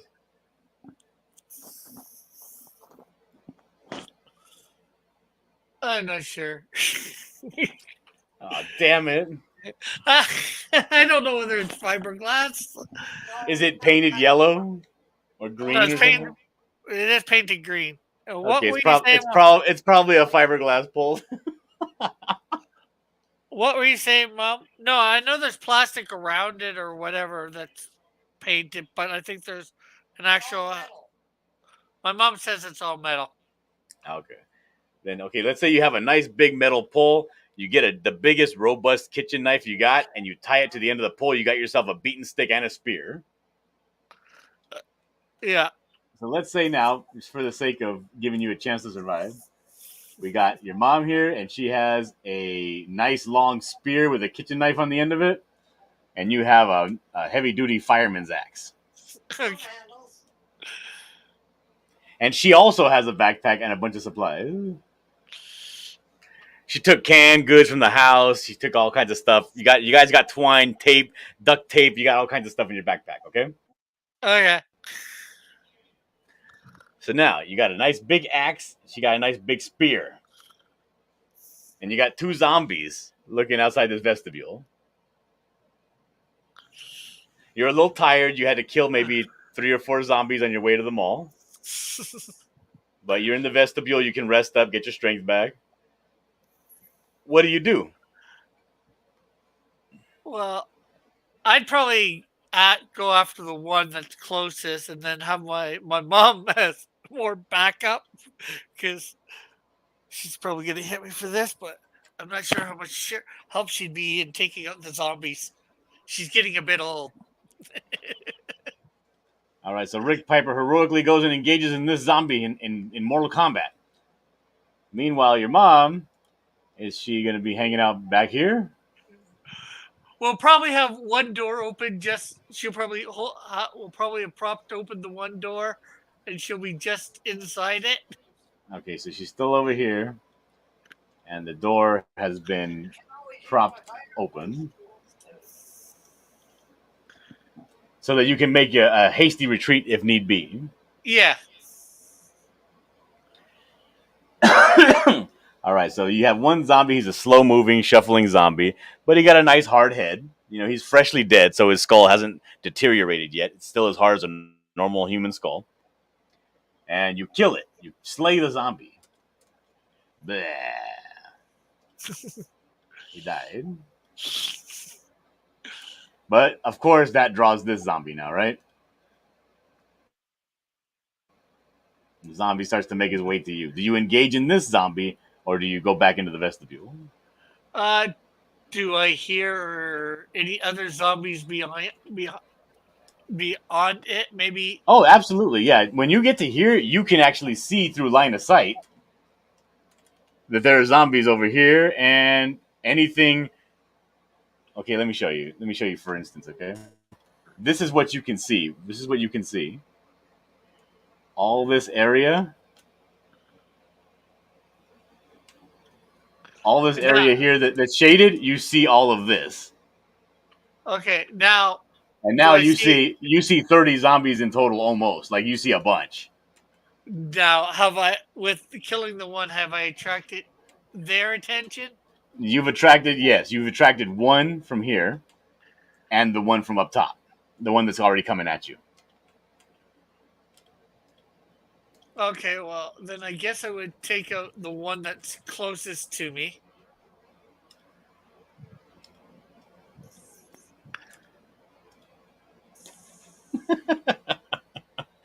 Okay, so you take out this one's coming. Do you walk towards it or do you let it come to you? Try and meet it halfway, if you will. Okay, so you meet it halfway. He came down a little bit, and I'm going to send you up a little bit. Whoops. No. There you go, and then you slay that zombie as well. Okay, so what's happening with any other zombies in the area? Well, you know, now, of course, more zombies because you killed the second one and you're a little bit closer, so probably about 2 more zombies have gotten your attention, or you've gotten their attention. So now these 2 are dead, but you have 3 zombies moving towards you, but they're further away. Okay, then I'd probably backtrack into the vestibule. You backtrack into the vestibule. All right. Here we go. And close the door. Say, oh, close the door, Ma. And she closes the door. So now you got these 3 zombies. Now, eventually, because they are making noise and they're going to be banging on your doors, they're going to attract the rest of them. So, I guess that means you're saying they're actually coming. They actually come all the way down. They see where I went and actually follow me. I didn't get out of... Did you bring paint? And if they saw you and you run away, they're going to keep coming towards the way you went. Unless they wander into the store over here.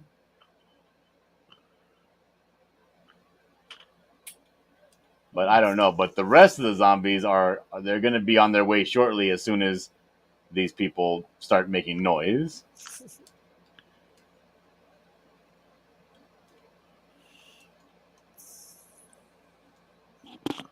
I'm trying to think what to do.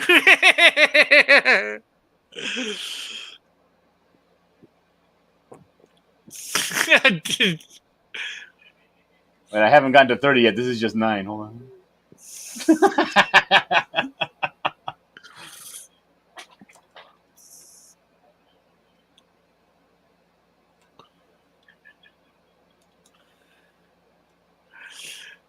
Okay, I know what I'll do. I'm not sure how well this would work. I tell my mom to close the door and go hide in the furthest corner.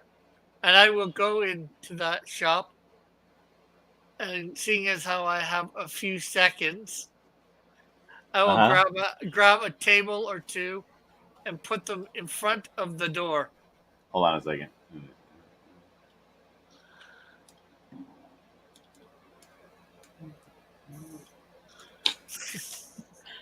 That's not 30 yet, but we'll call that the amount. Okay. That's about 25 zombies total. So you're gonna have your mom go and hide in the corner. The corner closest to the shop, or the corner closest away from the shop. The furthest corner away. Okay. Here she goes, cowering in the corner. Hey, it's just so she doesn't get hurt. I'm trying to think of my mom. All right, and you go yeah, and you hop out of here and you go over here. Yeah, well, I didn't even. I'm gonna say I didn't even go in there. I just told her to go in there, shut the door. Yeah, and then I'm gonna grab a couple tables, put them in front of the doorway. Okay, so you go into this coffee shop. I don't know if you're familiar with coffee tables. Some of them are bolted to the ground. Let's say for best case scenario, these are not bolted to the ground in the store. There's those little No. tiny round coffee tables like this. Well, And- usually the ones here are square or rectangular. Okay. So, like one or two of them would fit across the doorway. Would fit across which doorway? This coffee place doorway or this doorway Yeah. to this vestibule? The doorway to the coffee place. Oh, so you're leaving your mom out here and you're barricading yourself in the coffee spot. Sort of, yeah. Okay, But they're so now but I figured they're coming sort of at me, so yeah, you're making noise. You're putting down a table. You're making a bunch of noise over here, so they're going to be coming at you. So let's say here you got a table here and a table behind it, and they're nice, big, long oak tables because that's what coffee shops have. They have No, I humongous, didn't heavy say- oaken tables. I didn't say big. I did not say big, heavy oak table. I'm talking like probably 3 feet by 2 feet at best. You know, they got a round Okay, so- metal thing to go to the floor. So this is what you do then. You put yourself in there, and let's say this doorway is probably about 2.5 feet wide, and you wedge the tables in there like a diamond so that they can't get through, and then another table behind it. And oh yeah, we put you back over here.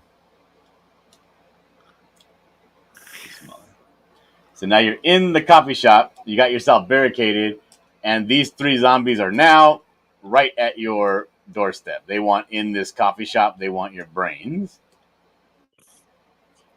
And they're like, "Ugh, brains.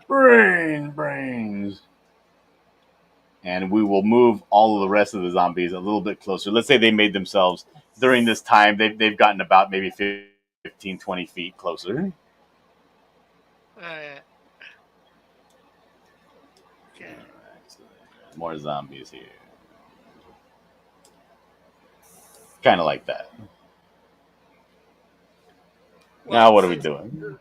Well, since the zombies can only sort of make it in the entrance one at a time because of my barricade, I'll swing the axe towards their heads, trying to take them out in the doorway.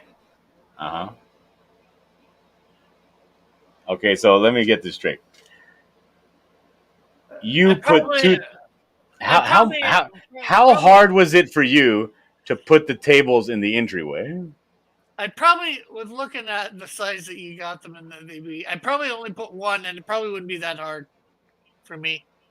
So, like for instance, if I, a regular human being, was walking at the table and I hit it with my knees because there's a table in front of me, right? Would I be able to scooch that table with my knees just trying to walk forward? I don't think so, unless you actually applied some pressure. Well, yeah, I'm trying to get at you because you got brains. Yeah.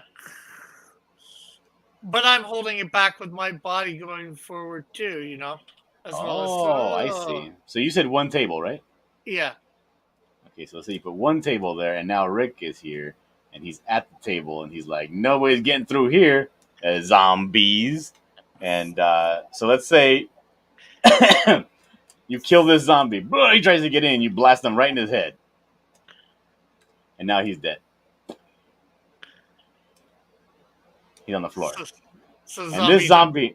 And this zombie tries to get at you, and you hit him square in the head. He's like, ah, now I'm a dead zombie.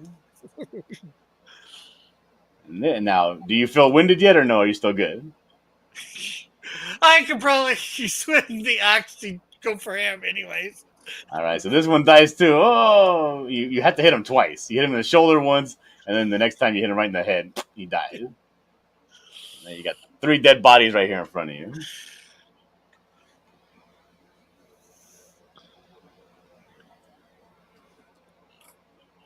And what are the rest of the zombies doing? Well, during this little escapade you had here, how long do you think that took you to kill those 3 next zombies? I think that I'm gonna stand by that door. What are you doing? I can come out and swing something. Whatever I got in my hand there. You got 30 zombies. You got like 25 zombies coming at you. You think you're gonna? Either that or reverse the doors and go around to the other door. Or the civic center. Yeah, well, that would be too far away, out of your way. You'd have a lot more zombies to fight by yourself. I'm trying to protect you at this point.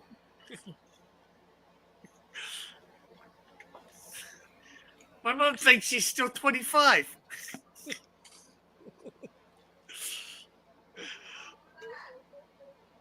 Remember, these zombies here are already dead, these 2. Yeah. What are the zombies up to? Well, I'm assuming it took you probably, let's say you hit one, poof, he dies. You hit the next one, poof, he dies. You hit the next one 2 times, and then he dies. Maybe one of them kind of falls over on your table, like, his torso's on your table. So I would say that probably takes about 10 seconds. I was going to take a minute just because of the slowness of the zombies. And remember, zombies are only active at night. It depends on the universe that you're dealing with.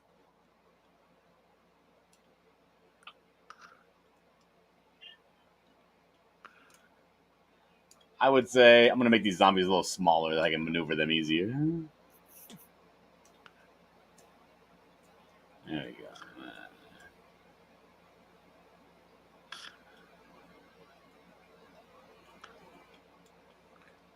Now, do any of these zombies actually see my mother since she's not making any?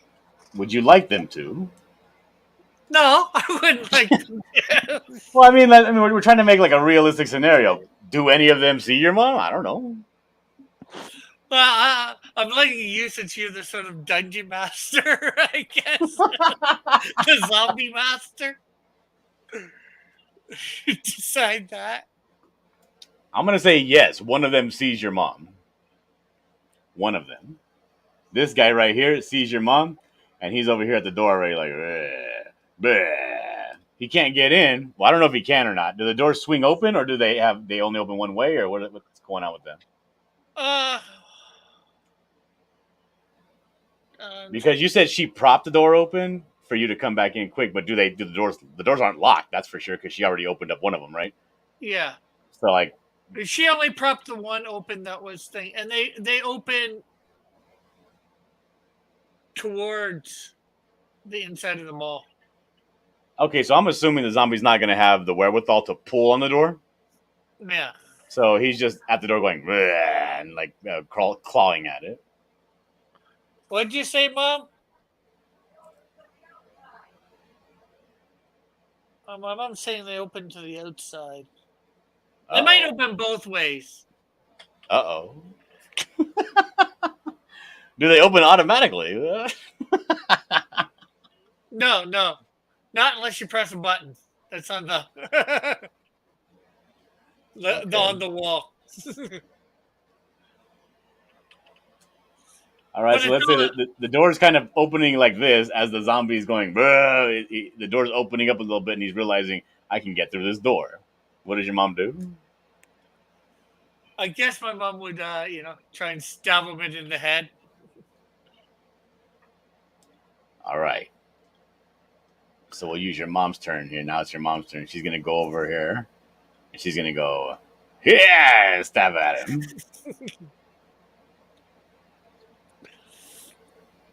Now, does your mom think she hits him? Does she have enough wherewithal to be like, I can get at this zombie with this spear and get him right in the face, right in the brain? Yeah, I think she could hit him in the face. Okay, the zombie dies. But that does, in fact, attract a couple of more zombies. And he dies right here in the doorway. So now the doorway's propped open. Now, what are happening with the ones for me? Well, the ones that are coming after you, I'm assuming your mom's like, oh, and comes back over here. So the ones that are coming after you, they're coming after you. They're coming to this entryway here. Well, I guess you said some of them go after my mom. How much does this split the group? Well, I'm gonna say the three of them go out. The three closest ones go out towards your mom. They split off this way. Now, if there starts to be a commotion, more are gonna split off going towards your mom. But let's just say for right now, just in the immediate, the rest are coming for you. And you're looking at this horde of zombies coming after you. And you're like, there's no way this table is going to be holding this next four sets of zombies. These next four zombies. What do you do? What do I do? Because just these three zombies are like, one of them is like hold on, like his torso here is like laying on the table like he's still like halfway on the table. You know what I mean? Like trying to get at you with his hands clawing at you. Well, but he's dead, right? Oh, he's dead. Yeah. So I could like just push him off, or could I push him off easily?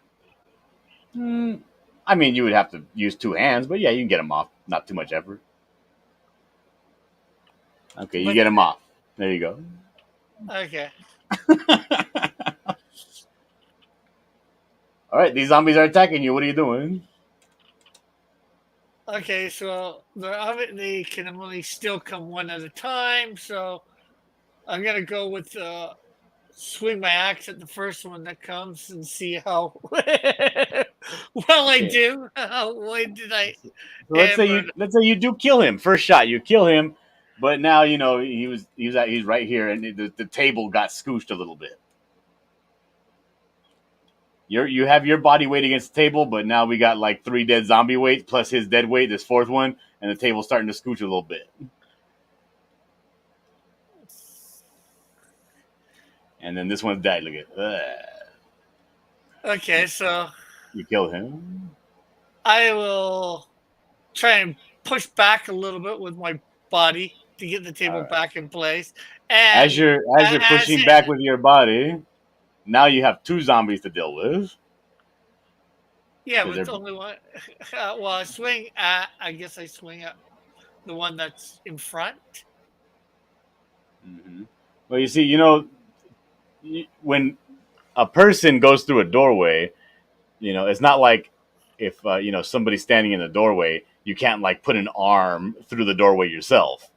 The doorway is big enough so that 2 zombies can kind of be like shoulder to shoulder trying to get at you.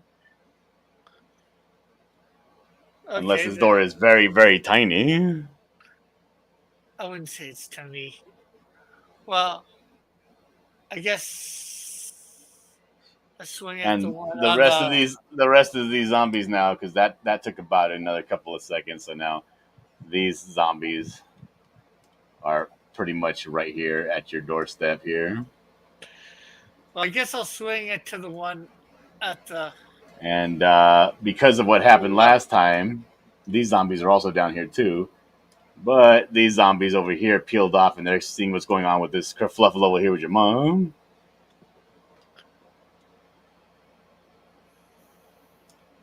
So there's 6 zombies going towards my mom now?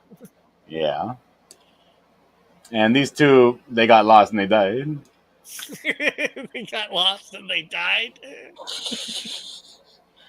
Why not just get distracted and go back in towards the mall? Sure, they got distracted and they started going back this way. They heard something over there. Okay, I guess I'll swing at there's two zombies there, side by side. I'll swing at the one on the left. All right, this time you swing, but his hand was in the way, so you chop his hand and you mangle his arm. But then the second time you hit him like dead in the side of the head, and he dies. And he falls on the table. The table scooches a little more. The second one, you kill that one. He falls on the table. You kill him first shot, and now you're tired. Now you're winded. Now you're like, ugh! And the table scoots a little bit more, even though you kill him first shot. So now, if a zombie comes and you don't, because again, you got the weight of the zombies now behind this table, so you got dead bodies on the floor. It's gonna be really hard to push that table back all the way into the entrance. Yeah. Unless you like put down your axe and put down like all your weight into this table to try to scooch it, it's probably not gonna move. Meanwhile, over here we visit your mom, and we'll say through all this time, one zombie comes through the door, and this one behind him here, he's halfway through the door right now. What's your mom do? I guess she's gonna stab at the zombie. Well, in the face. Try to stab the zombie in the face. Does she do it? I thought you, as the zombie master, get to decide that. No, this is a cooperative game here. We're just doing a scenario. Try to be as realistic as possible. Does she do it? Well, I'll say yes every time. Well, why don't you play fair, Rick? Just try to be as realistic as possible. She's not actually going to die in real life, you know. This is not step on a crack and break your mama's back.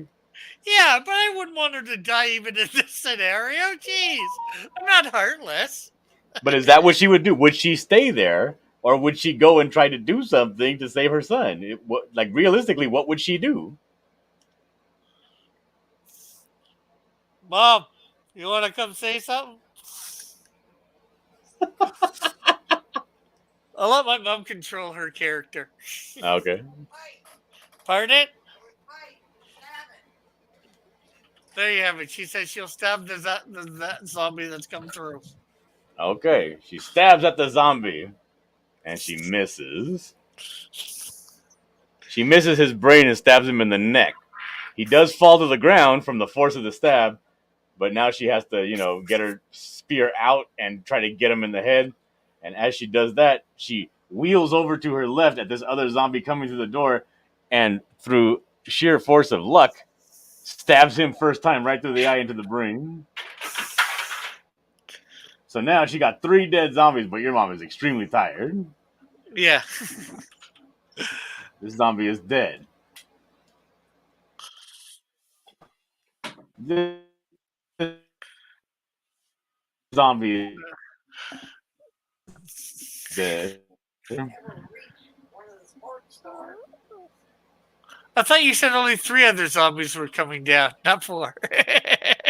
Oh, there were 6 in total, remember? Oh, yeah. And then these 3 and these 2 right here, they're coming this way through this door. All right. What's happening? Are you gonna? You are about to be overwhelmed, Rick. What is your plan? Oh, Because you and this table now, there's a gap here that they can get through. You're about here.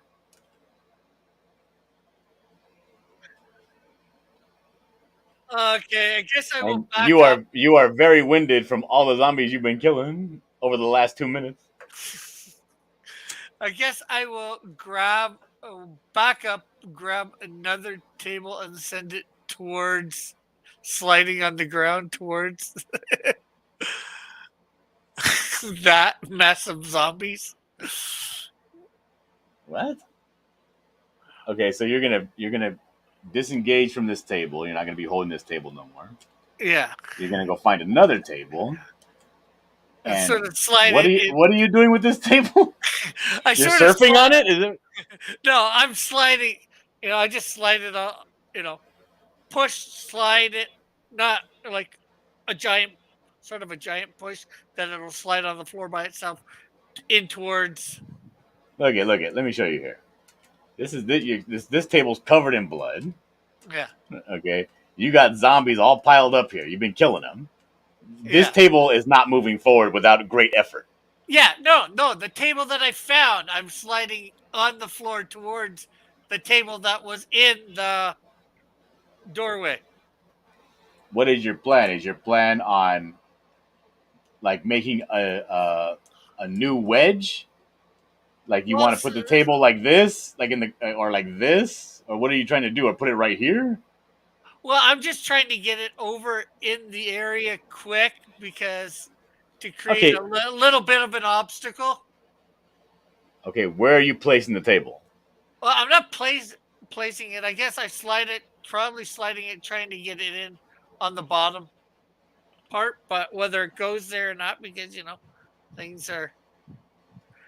Okay, so you get it there. It goes there. But And now what's you got two zombies that are now inside the store because they've come in through the top way here. They're not going to be right here. Hold on a second. Make them smaller. You got one right here, and you got one right behind him. And you got these rest of these zombies are already at the door right here. They're trying to. I'm gonna put them because I'm just gonna ruin my little drawing. But they're all right about right here coming in. Uh Okay. And all the ones behind them are also following suit.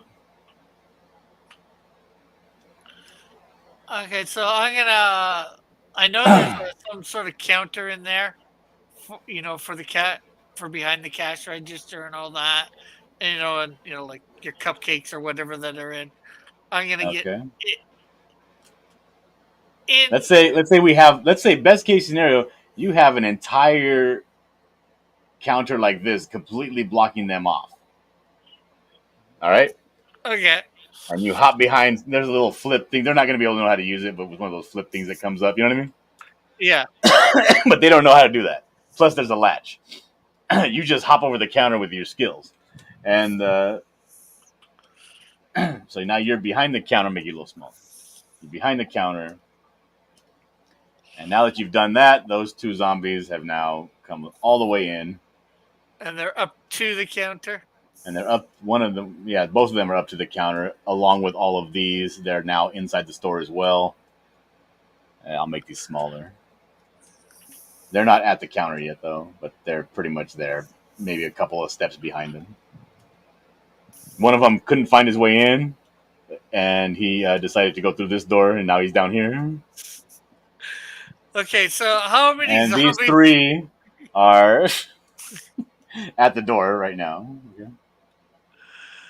Okay, so how many zombies are we down to?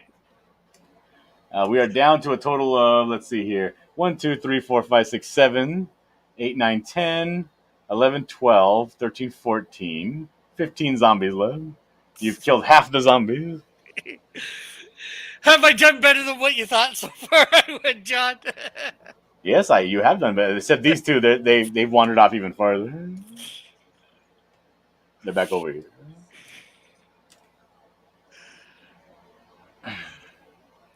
All right, now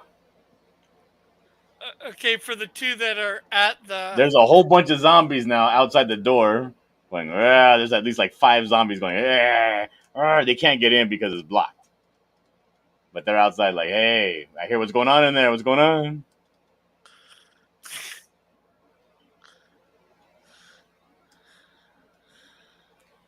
I don't think we'd be making enough noise for the ones on the outside to hear. Well, you haven't blocked. They see all the commotion going on in here with your mom. There's plenty of people out on the street. There's many more zombies out here on the street, but these are the ones that are the attention is on what's happening in here. But they can't get in yet. All right. You're now behind the counter. Give me 1 second. Let me grab a dice.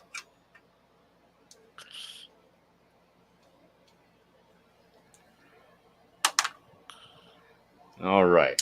You're fine. What do you do?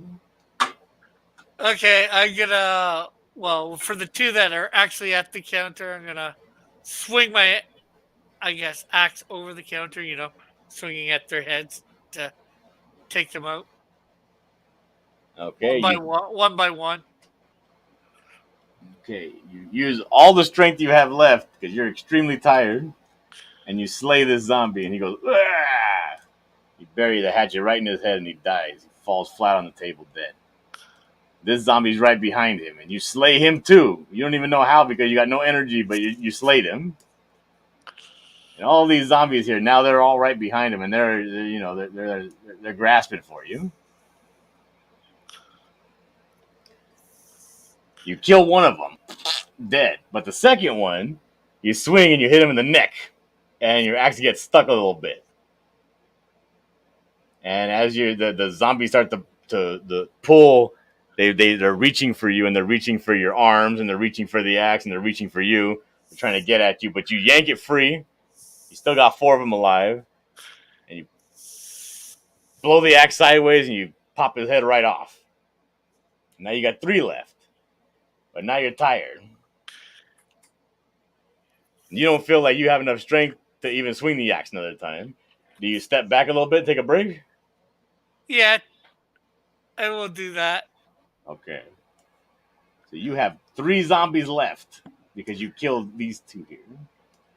Bah, they're dead here right on the counter. And we got 3 more coming in. And you got 3 more. Well, yeah, during that time, these 3 are probably already in. You got 3 zombies coming in here. So Let's go back to your mom.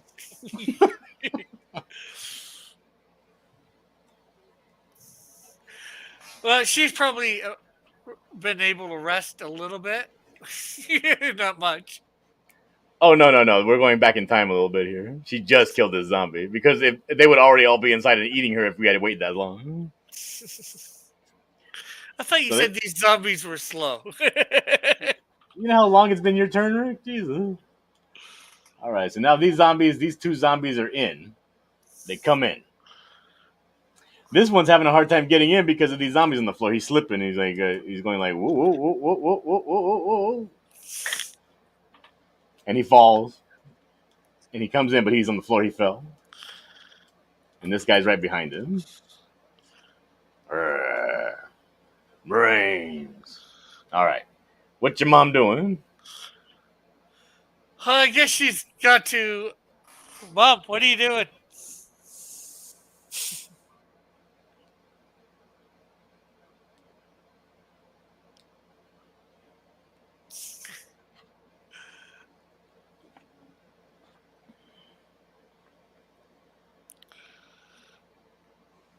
Mother? I guess she'll plunge her spear. What are you doing? Which one of these zombies are you going to kill? Or try to kill?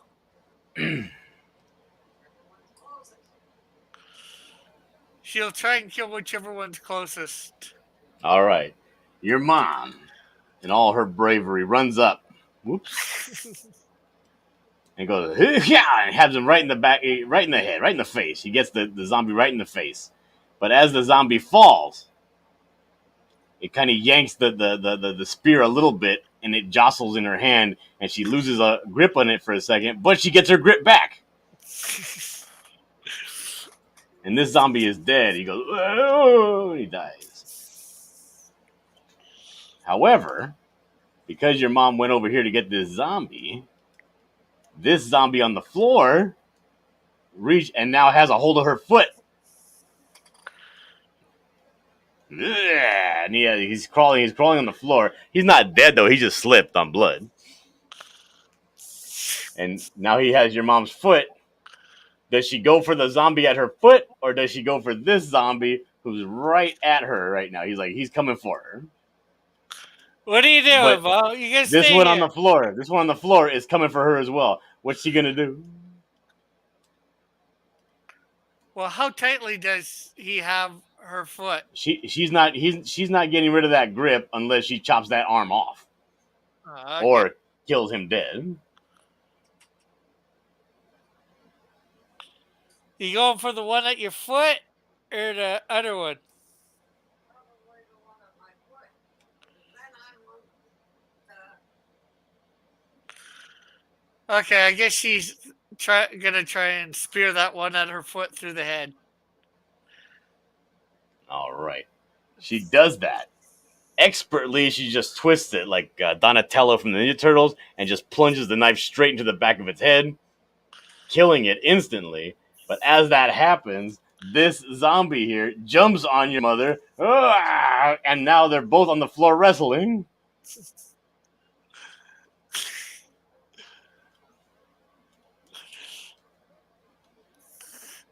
Okay, Now, what are you gonna do? Physical strength for strength. Is she able to throw this zombie off of her? Yo, Meanwhile, you've dropped your spear in the wrestling match.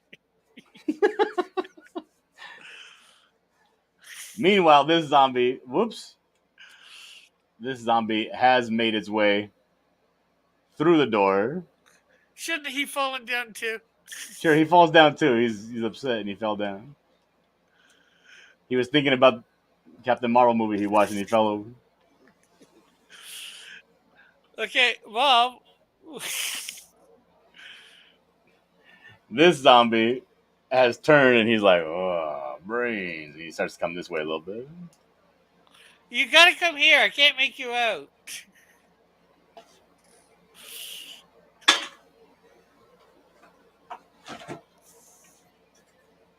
What do you think you could throw a zombie off you after you've a little bit winded? Yeah. Okay, I'm going with what she said. She said she could. So All right, the zombie that had her that attacked her and jumped on her happened to be one of those zombies that rides his bicycle to work, and he's like a vegan, so he's like super tiny and thin. And she's able to like run away get him off of her. But in the kerfluffle, she does get away from him, but she looks on the floor, and her spear is right there on the floor. And she looks to her right, and she sees these doors, which are just completely wide open. She could run into the mall. She doesn't see, and it looks like the zombies are all inside the store after you. She doesn't see any zombies out here in the hallway. But she can run out those doors, or she can go back and try to hand that zombie to get her spear back. That's over there. What does she do? Mom?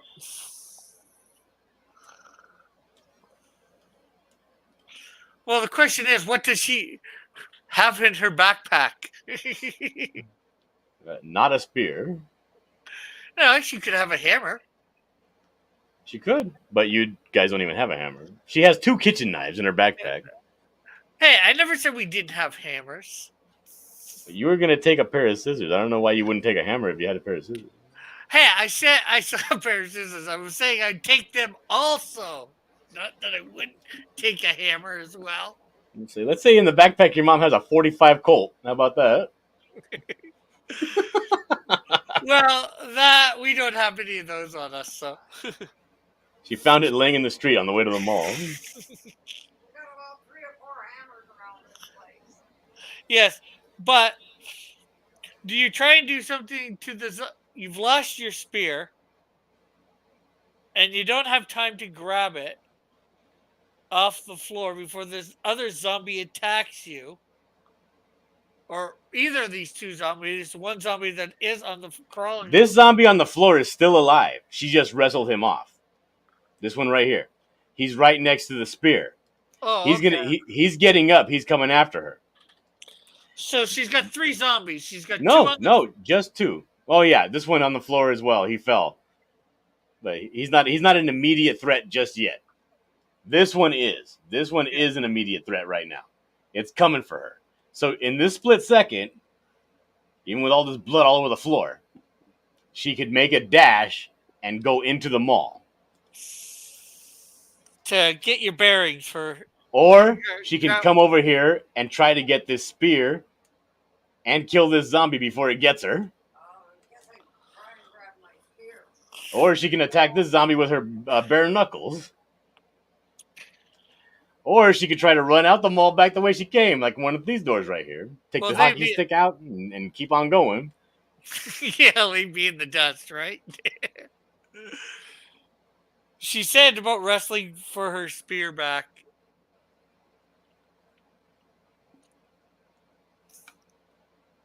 Okay, so best case scenario, your mom, after all this exhaustive effort, I'm gonna say the best case scenario, she's gonna run over here.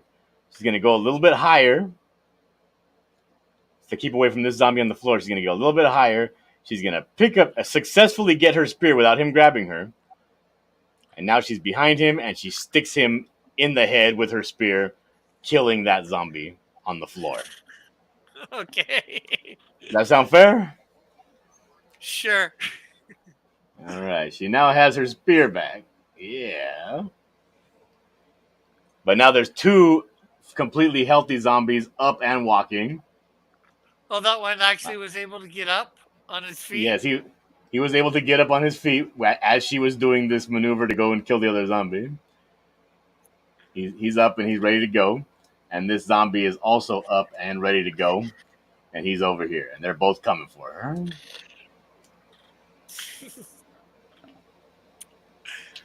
Okay. These guys outside are just like rabble, rabble, rabble, rabble. They haven't gotten to the doors yet. They're just like,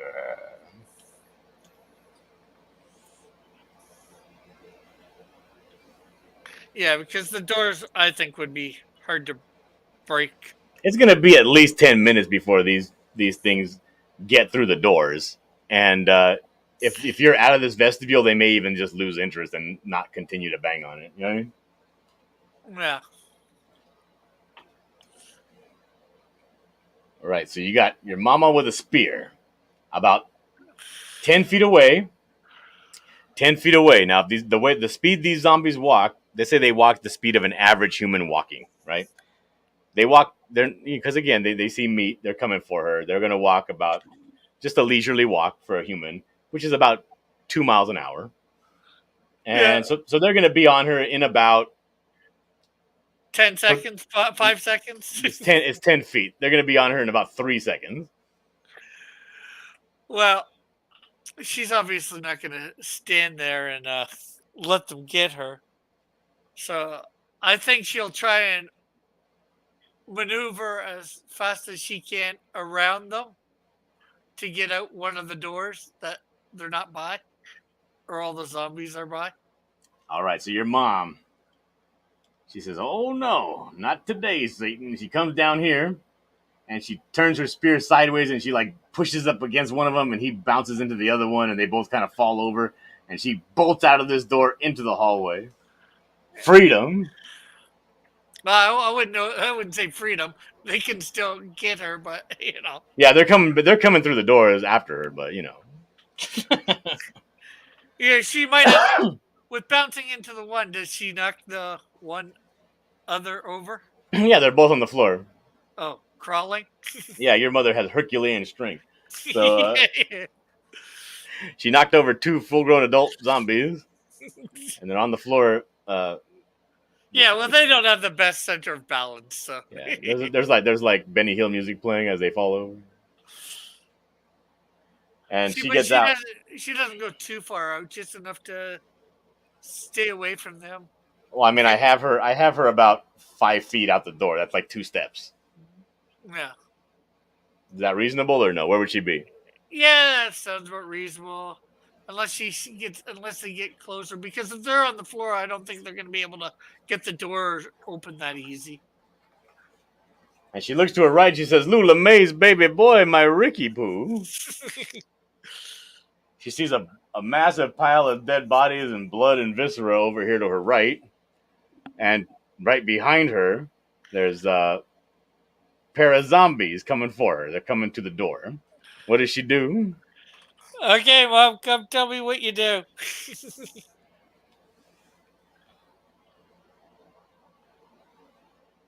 These 2 zombies are dead already. Yeah.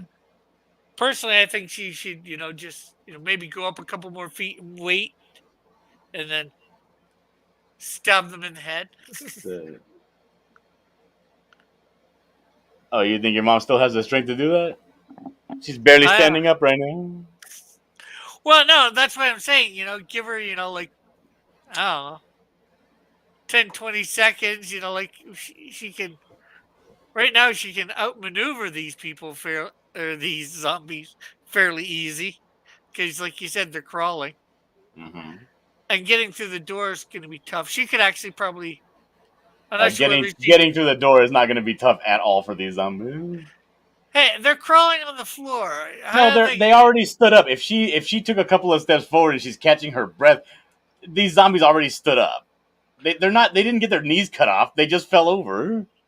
Yeah, but you're telling me it's that easy for those zombies to get up? How easy is it for you to get up when you fall over on the ground? They're not broken. They're not handicapped. They're zombies. They can stand up. Yeah, but, do they even have the mind to stand up? Or the coordination? Yes, they do.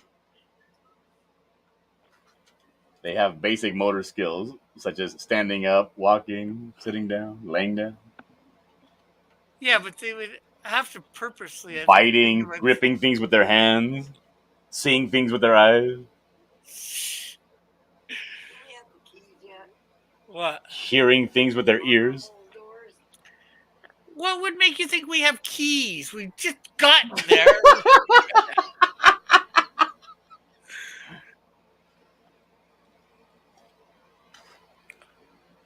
Just gotten there, and that's it.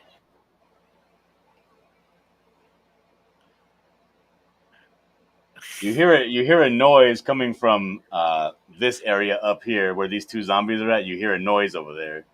You don't know if they're shuffling back or if more zombies have shown up, but that's what's happening right now.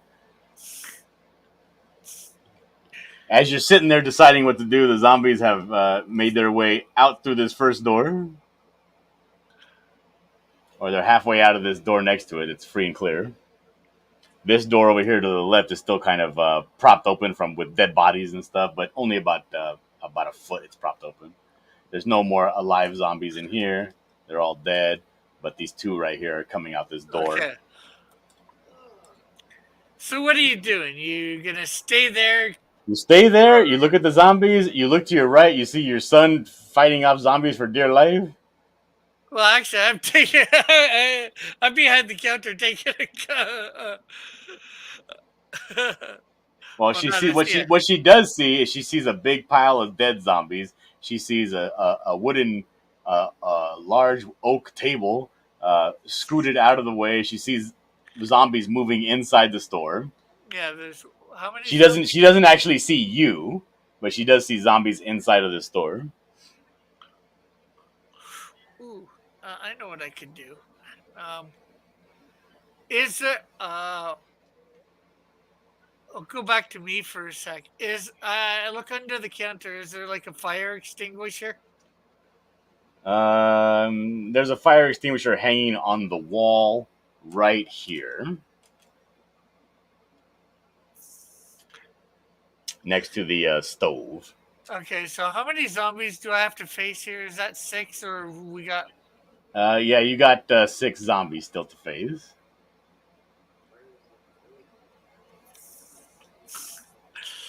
So here's the stove. You got a fire extinguisher and a first aid kit right here.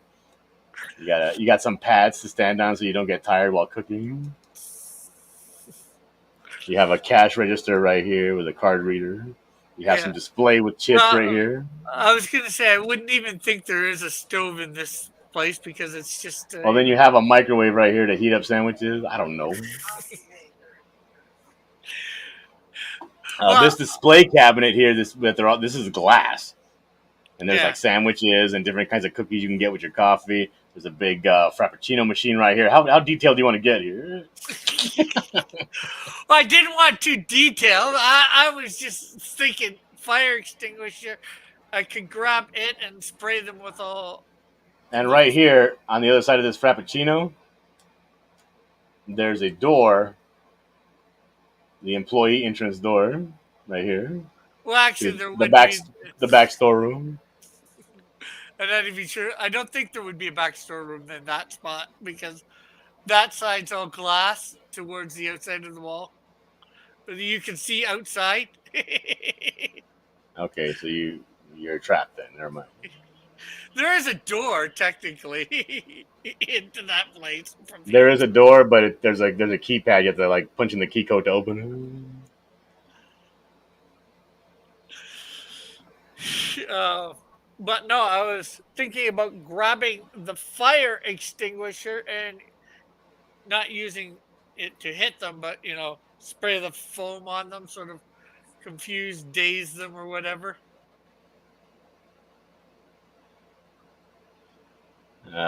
Okay. So this zombie is here, and guess what he says? What? He says brains. And these two zombies are also here next to him at the counter. These three are trying to come at you, and these three are trying to come at you right through here. They're coming at you like that. And you take the fire extinguisher off the wall. You now have it in your hand here. You got a fire extinguisher. And you blow a bunch of smoke. And blowing it in their faces, Oh my goodness, you blew it right in their faces, Rick. All up in their faces. They're wiping their eyes. They can't see. You're like, psh, psh. And they're like, oh no, psh, psh. And you do that. And at that point, I take after extinguishing the fire extinguisher, I guess I'll try and hit a couple near the No. This entire place is covered in white powder. You can't see a thing. The zombies can't see you, and you cannot see them. You can barely see 3 or 4 feet in front of you. You just hear zombies going. Okay, My eyes. I swear, not really how I thought fire extinguishers worked, but okay. Have you ever let off a fire extinguisher inside of a house? Because these fire extinguishers, these are ABC fire extinguishers. They're not like water. It's just this powder, and it starts to cloud up real fast. And when it takes about a good 25 to 30 seconds to fully empty a fire extinguisher, and it gets real cloudy. Well, okay, I'll just. You can see behind you, about maybe 6-7 feet behind you, but like in front of you, like all over here, all this area, you can't really see anything. Maybe 2 feet in front of you. Well, they're only going to be about 2 feet in front of me, or a foot in front of me. I mean, the glass counter is about 2.5 feet. So I can see their hands. It's possible, yeah. But I can swing towards my axe towards the sound. Yes, you can. And I guess I'll do that as many times as what you'll allow me till you think I get winded. Okay, you swing at things that you think are there. You chop a couple of hands. You maybe hit a shoulder, and you even hit one of them in the head by accident, and he dies. This one right here dies. Oh, he lays in the counter. Back to your mom. Back to my mom. Has she decided on a course of action yet? What is she going to do? Is she going to run north, south, east, west, or just lay down and give up the ghost? She's not going to lay down and give up the ghost, but I'm not sure what she's decided on doing yet.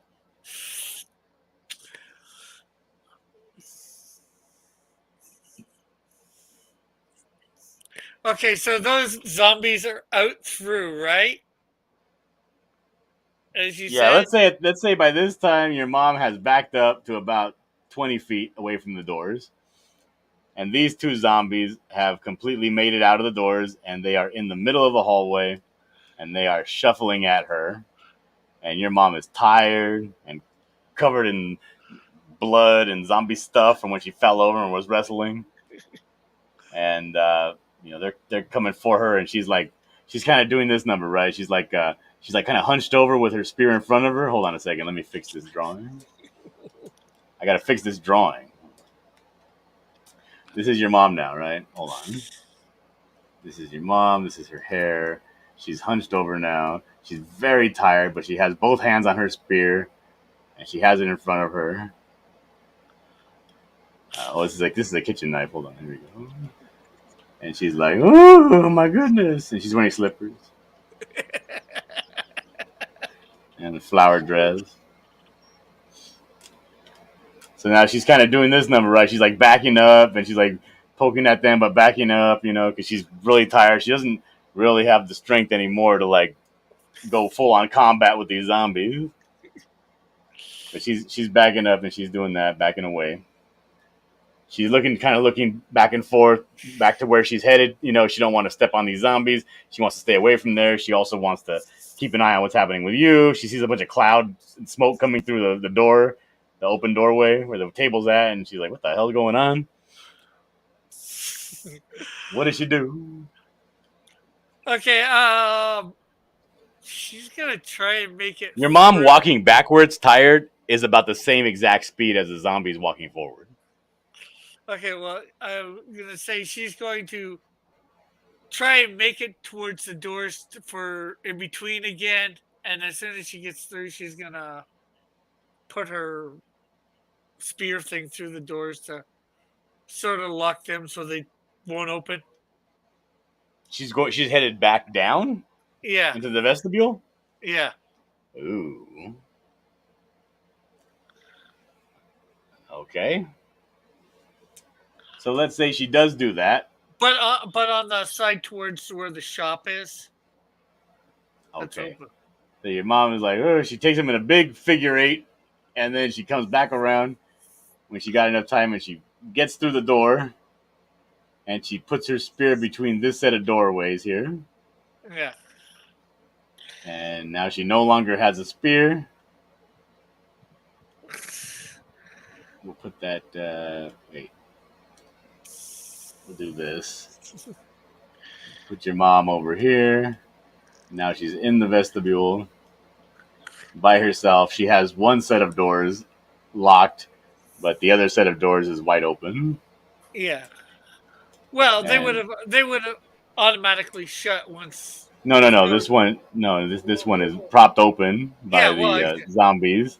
Yeah. I don't know how many sets of doors. I believe there's 3 sets of doors. Uh. Because the outside has 3 sets. I'm assuming the inside has 3 sets. Yeah. So this middle set here, there's a middle set of doors here. And then this set of doors here that is locked with the spear. Yeah. And this set of doors is still open, but, it has a bunch of zombie guts right there at the entrance. So, well, then she's All gonna right. go What's Rick through- Piper doing? The smoke is cleared. How with the smoke cleared? How are the zombies? The zombies are still the exact same. You have not done anything to the zombies. Yeah, but how are they reacting? Are they still? You did not do any damage to them with your fire extinguisher plan. No, like, are they still like my eyes, or whatever? No, they're just like some of the powder and stuff is like clumped up on the sides of their eyes from the water or whatever. It's like all gross looking. Let's say 2 zombies still can't see what's going on. And you said I chopped off a couple arms too, or whatever. Yeah, one of them you chopped off an arm. The other one you chopped into their neck, but they're not dead. They don't care about that. And one of them Okay. is headless, but he's still alive, but headless. Still alive but headless. How does that work for zombies? Well, their body moves around and their head is still biting at you, but it can't move anywhere. And then you have 4 zombies. Well, technically you have 5 zombies that are still alive. 2 of them can't see. So you have 3 that are coming after you. And one of them is missing an arm. Okay, so I guess gonna hit for. This zombie finds out that, hey, this table isn't even that tall. And he falls over and he climbs right over it. Now he's inside there with you on the floor. That's a convenient time to do that, John. Is that the one? Does he have? No, his this head? zombie this zombie can see everything and hear everything. but he does have one arm. And he's on the ground, right? Yep, he just climbed over the counter, and he's like, bloop, and he fell on the floor. And you're like, Okay, oh so no, a zombie. Oh, then I'll swing my axe down onto his head. And since Okay. he's just there on the ground. So Like a while you're over sitting there, duck. this other zombie falls over the counter as well. He's coming after you. He's on the floor, so when you're over there killing that one, this one came over. All right, back to your mom. What's happening over here? Oh, did I kill the one zombie? So am I down to like 4? Yeah, this zombie right here on the floor, you went over and killed him as he fell over. 2 of these zombies that are right here, actually, their weight and everything broke the glass, and now they're inside the like they're climbing, but they're cutting themselves up on the glass and stuff on the display. Up here on top, you hear a loud shot, like a gunshot. Okay. These I know 2 that's- zombies that were going after your mom turn around and start to head towards that gunshot. One of the zombies here heard that gunshot, and he is headed out toward the door again. Is he one of the ones that's blinded? What? Yeah.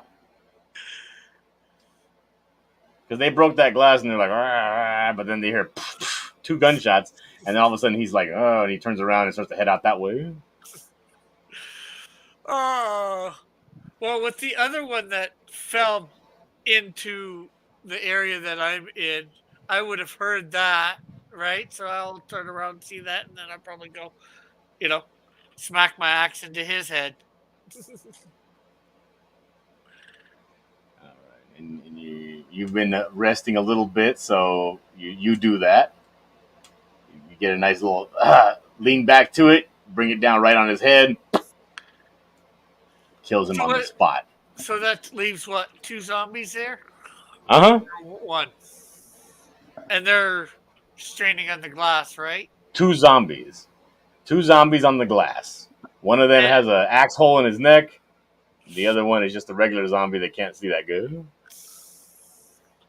I'll take out the one with the axe hole in his neck. Meanwhile, these zombies have moved up to about right here. And then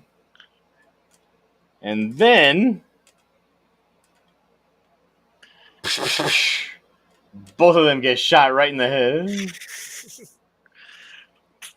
And who is it at the upper corner here coming? You look over here, you can't even see this, but these zombies are also dead. They're on the floor and they're dead.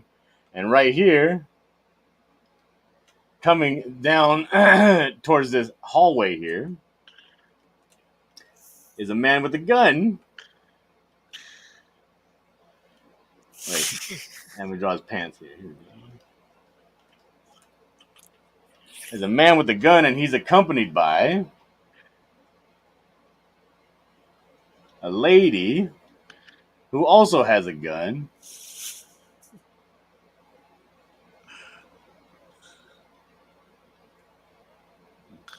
But your mom can see them down here through this vestibule, and it's your father and your cousin. Okay. Wait, I gotta make him look like a dad. Hold on. He has a hat, and he's smoking a pipe.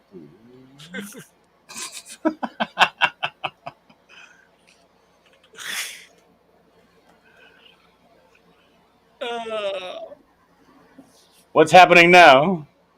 Well, I said, what happened? Well, I said I was going to hit the one with the hole in his neck or whatever first. Okay, you hit the one with the hole on his neck. You are now completely exhausted. You're done. You hit him, but you do not have the strength to pull that axe back out of his head. You try, and your hand just slips because your hands are just sweaty as all hell. And this is one of those all-metal fireman axes. And you're just like, that's it. And you try to pull it out. It slips out of your hand. You fall on your butt on the floor, like down behind you. Okay. Luckily, this other zombie that has gunk in his eyes, he can't figure out how to get around this glass. He's just like writhing in this broken glass and like muffins and stuff. And he's like, and he can't really see that good. And he's just there. and you're sitting on the floor thinking about. Let me change your drawing here. Hold on a second. You're like sitting on the floor. You don't have an axe no more in your hand either. It's in that other zombie's head. He's still right there. Your axe is still right here on the counter, easily accessible if you get some energy. But now you're sitting on the floor and you're like, man, what am I doing with my life?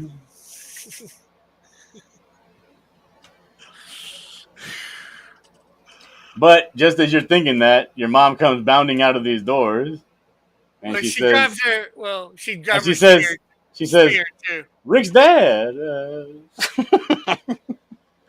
Well, Rick's Uh, dad is Rick, so she said, Junior, it's your father. And she says, hey, it's me. Don't shoot me. And then you're like, what? And that gives you new life. You're like, what? What?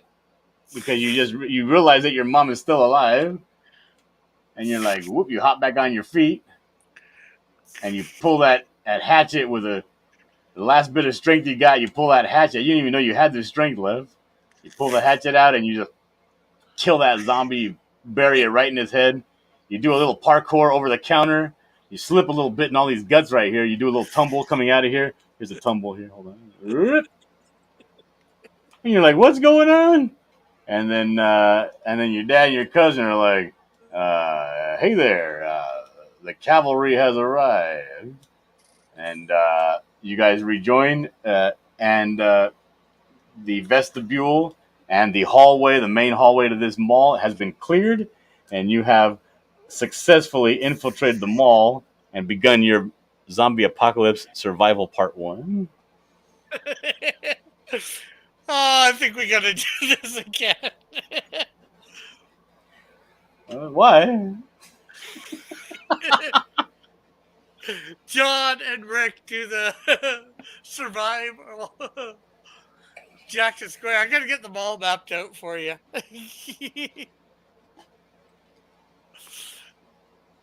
Do a whole big mall map on it. Wait, I gotta change your pose. You look kind of silly like this. There we go. There we go. And we have Rick here, and he's probably wearing shorts. And you're holding your axe like so. There we go.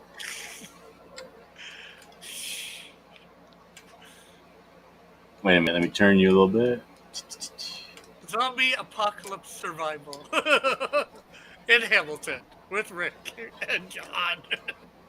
Hold on, we gotta do this. Yeah. So what happened to the zombies on the outside of the mall there at the door? Nothing, they're still there. Oh, they didn't walk away? No, it's only been a couple minutes. They're not leaving anytime soon.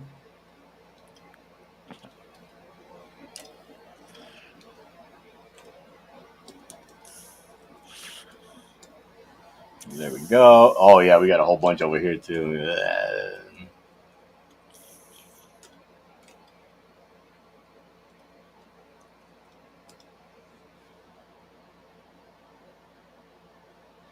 All right, there it is. No blood on the counter there? Now it's all covered up with white powder.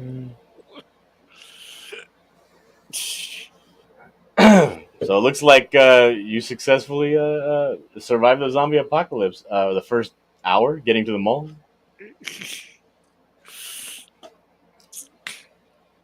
You proud of yourself? Yeah, I think so. Because I'm proud of you. You did way better than you thought, eh? Huh? Did way better than you thought. A lot more strategy there than I had. Oh yeah. Fantastic. I thought you did great.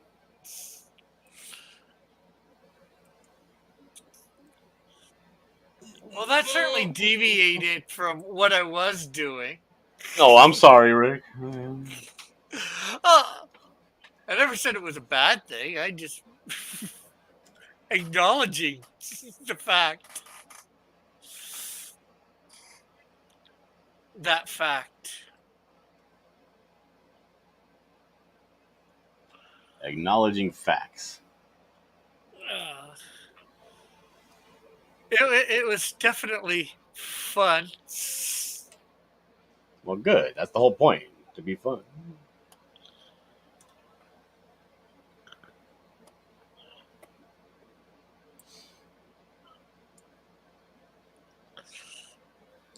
So, do you think you'd survive a zombie apocalypse? Rick says yes.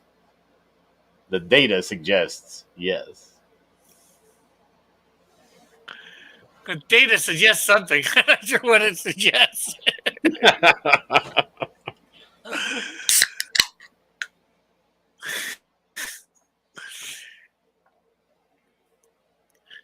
Because not sure exactly if that's how it would pan out. What was wrong? I tried to make it as accurate as possible. What was wrong? Well, I'm not sure whether my mom would be able to go as far as what she did in that in real life. What do you mean? I asked you. You gave me the answers. Oh no, and she gave me answers. Unfortunately, there's one time, yeah, no problem with those answers for my mom, but she's weakened a little in her older age. And you've only gotten stronger. Oh no, I've weakened too, but not quite as much as her yet. So you would say you're past your prime. And you know, my dad and my cousin arriving just when they did. There's something else I'm not quite so sure about. What do you mean? That's the logical place to be. They've already cleared out the rest of them all. Yeah, well, my dad lives in a totally another city, like probably 100 miles away. Does he have a car? Yes, Boom, problem solved. and he has a wife.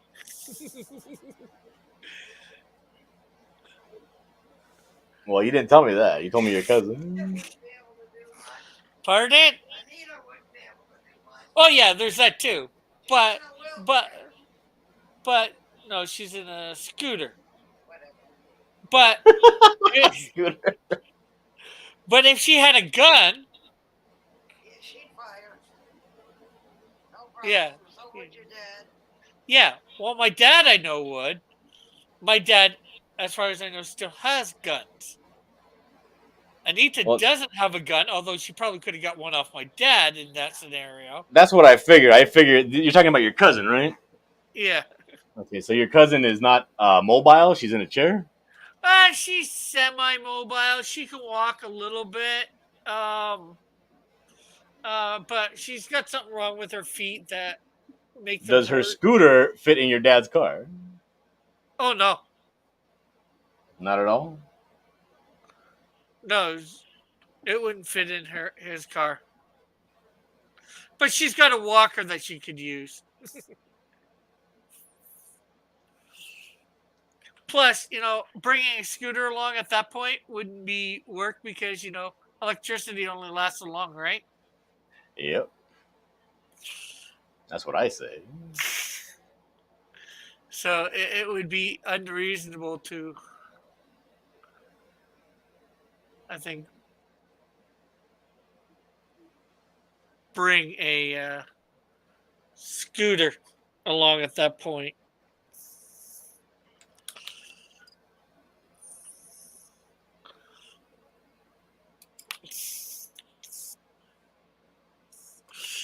Although she doesn't live far from Jackson Square either. She might even live closer than us.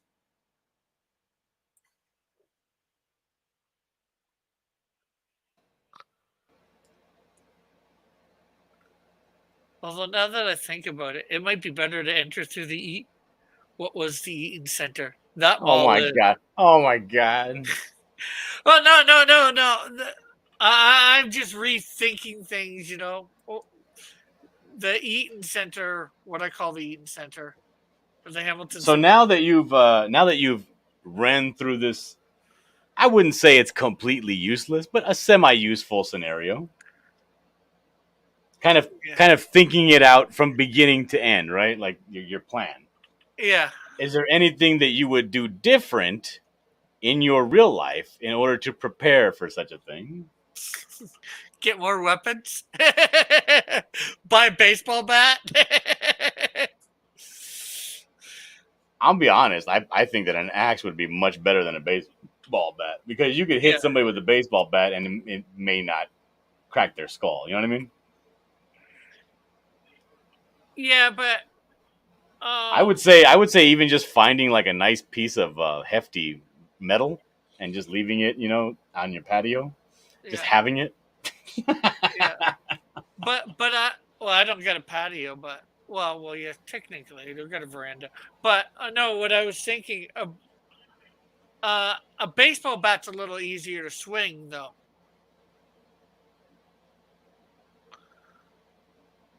You know, Uh huh.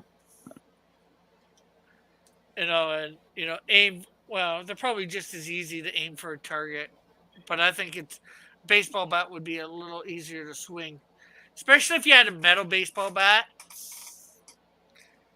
and a nice, good aluminum one.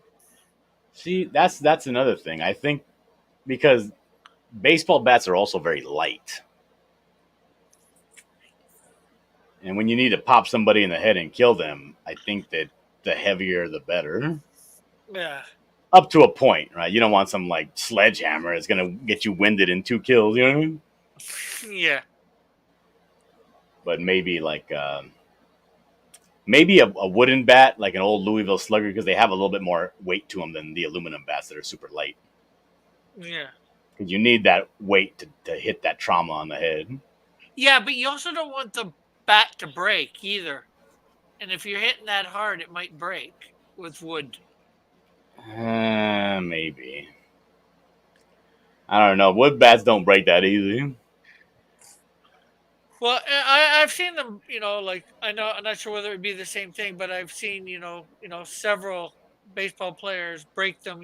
Just in hitting balls out of the park or whatever. Mm.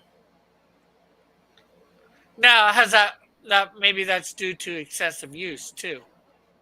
But then again, if you're using this baseball bat to break some skulls, literally, in a zombie apocalypse. Here, I'm going to share my screen real quick. Share screen. Window. Entire screen. There we go. There is a website that we were looking at. I was looking at with Carol, and she was like, "Where do you even get a weapon, right?" And then the first thing that came to my head is this website, Cold Steel. Yeah, This place is super famous for making practical weapons. Like when you go to a store and you get like a ninja sword or whatever, it's Yeah. usually for looks, right?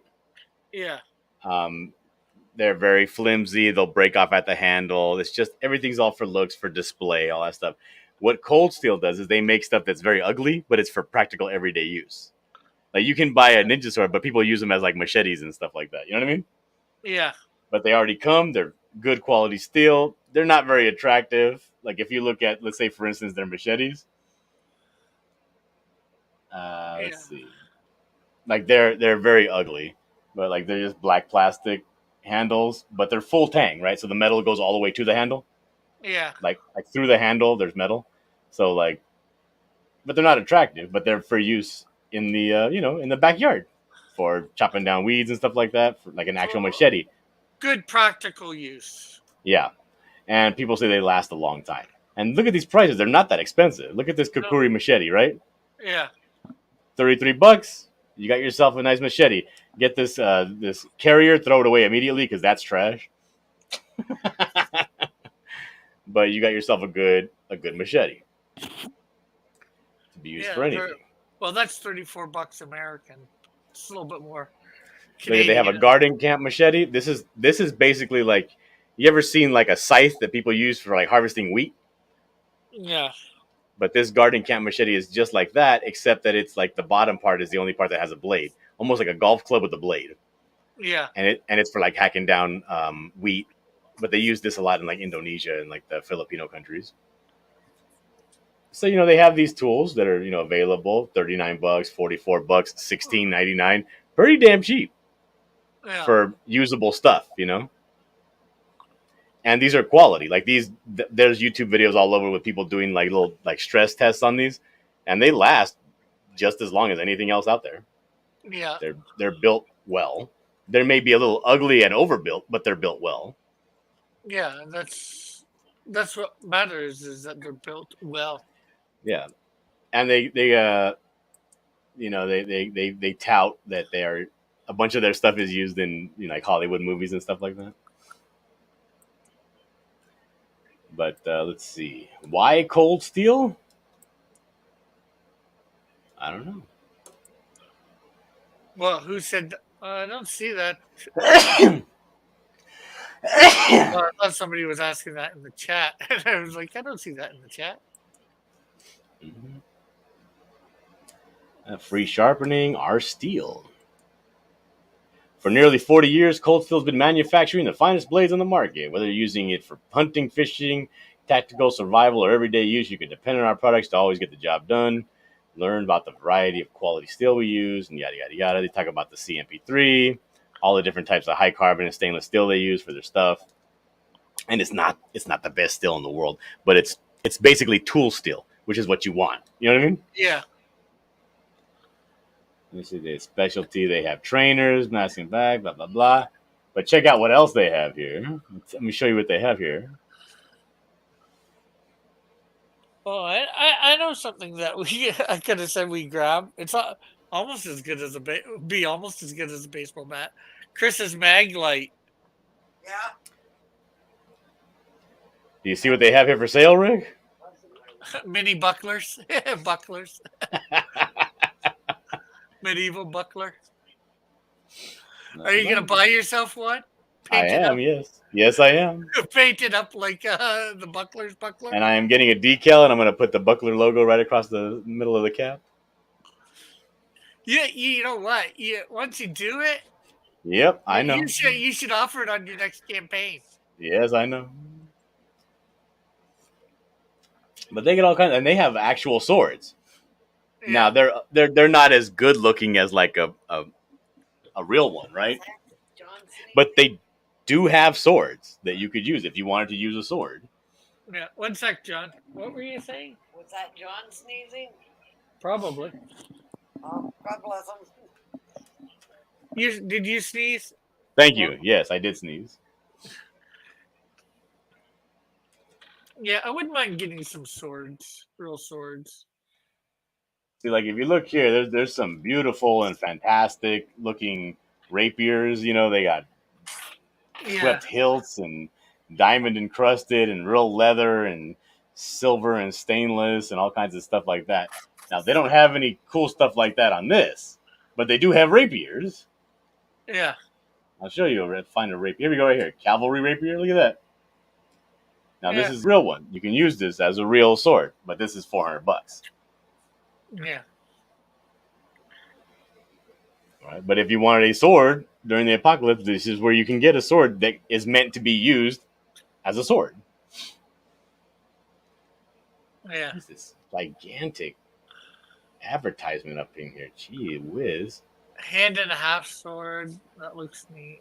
See, I would want to get one of these these cutlasses, like a pirate cutlass. You know what I mean? Yeah.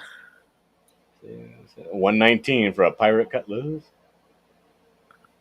Yeah, not too bad price. You get a heavy cavalry saber. It's meant for like chopping from a elevated position. You get a competition cutting sword, like a Viking. Italian dagger. They got all kinds of stuff. You get a Thompson saber. Look at that. It's all black, but it's still pretty cool. You see the grip? The grip is like all like. Let me show you. Jeez, stop this. You see the Yeah. grip is like. You see like the plastic grip is, But hey, it works. Yeah. John Dillard, Zombie Master. Well, Oh.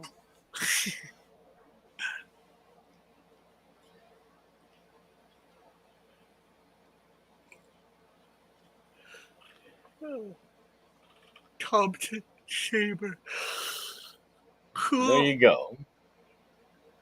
If you ever need a nice, good killing weapon like a machete, you go to Cold Steel. $30 American, you can have yourself a killing machine. Now the question is, do they ship to Canada? I don't know. And the Let's question have a is, look. question is, can you ship something like that over the border? That's I'm looking at common questions. Let's see. What are Cold Steel knife sharpens? How do you sharpen one of our knives? What's the warranty? where do you ship to?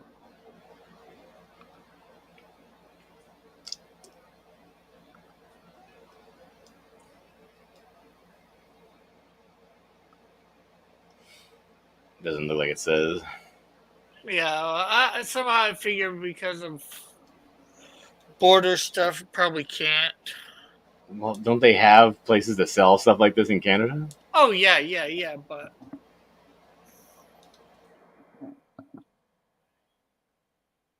there's a couple places.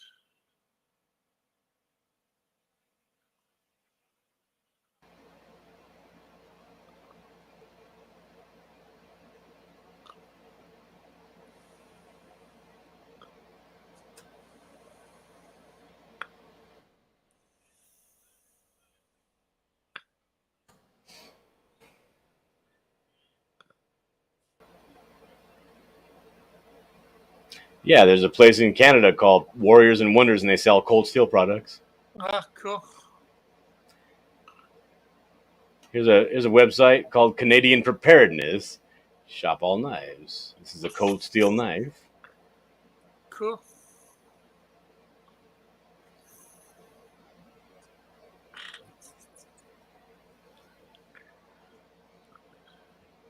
What you need right here is $67.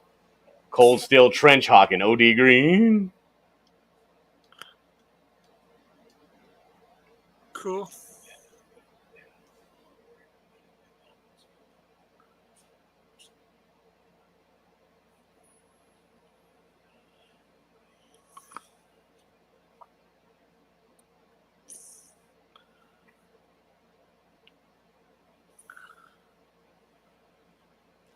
What else we got here?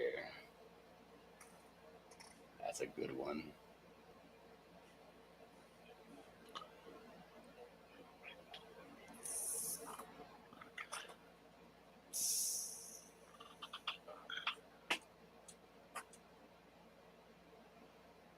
Ooh, look at this one.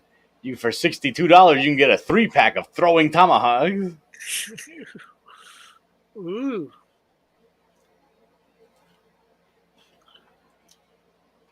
Ooh, and it's a SOG brand. That's a good brand. They're probably light for throwing, but they can still be used to kill someone. Look at that. Kind of small in the hand.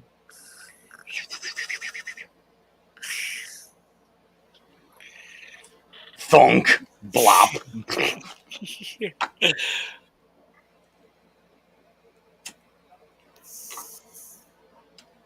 Anyway, there's options out there, is all I'm saying. Yes, for sure.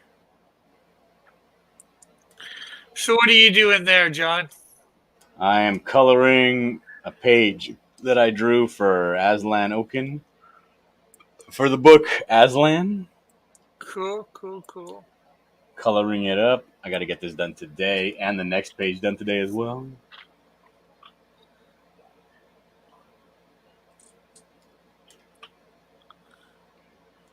Yeah. I'm just waiting on what's his name? my sketchbook to send off something that he's going to send to me and give him the money. So I make sure I have enough money to pay him, and then I will. Oh, your new computer. Yeah, Forgot about that. and then hopefully there's enough money in there to pay you the $100 for thing.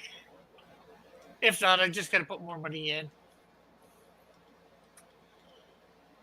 for the page 2. That was a unique way of doing that page.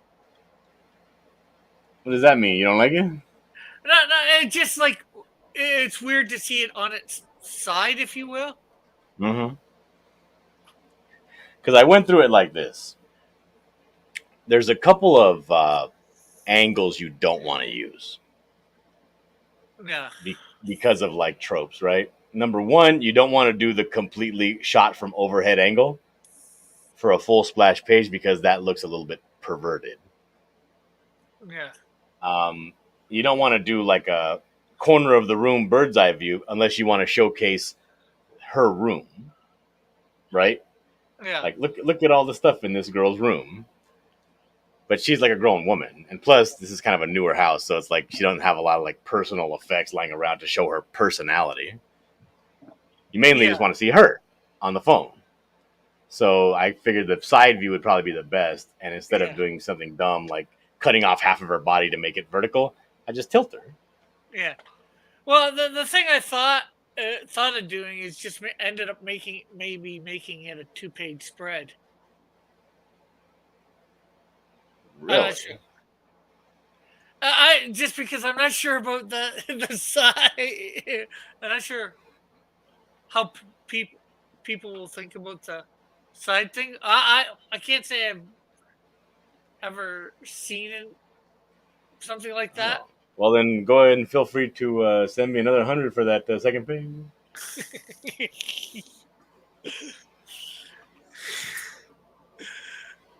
I never said I was going to do it yet. I said I thought. Oh, okay.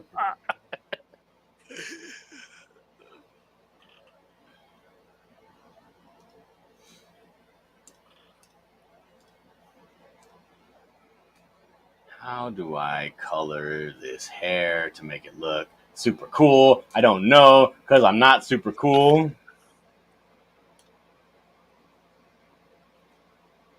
So what'd you think of our little D&D campaign here with the zombies? Interesting, definitely interesting. John and Rick's zombie apocalypse in Hamilton. I should clip that and just put it all by itself. You should. Maybe put on my. I'm not sure what channel I should put it on. That's one of my other one.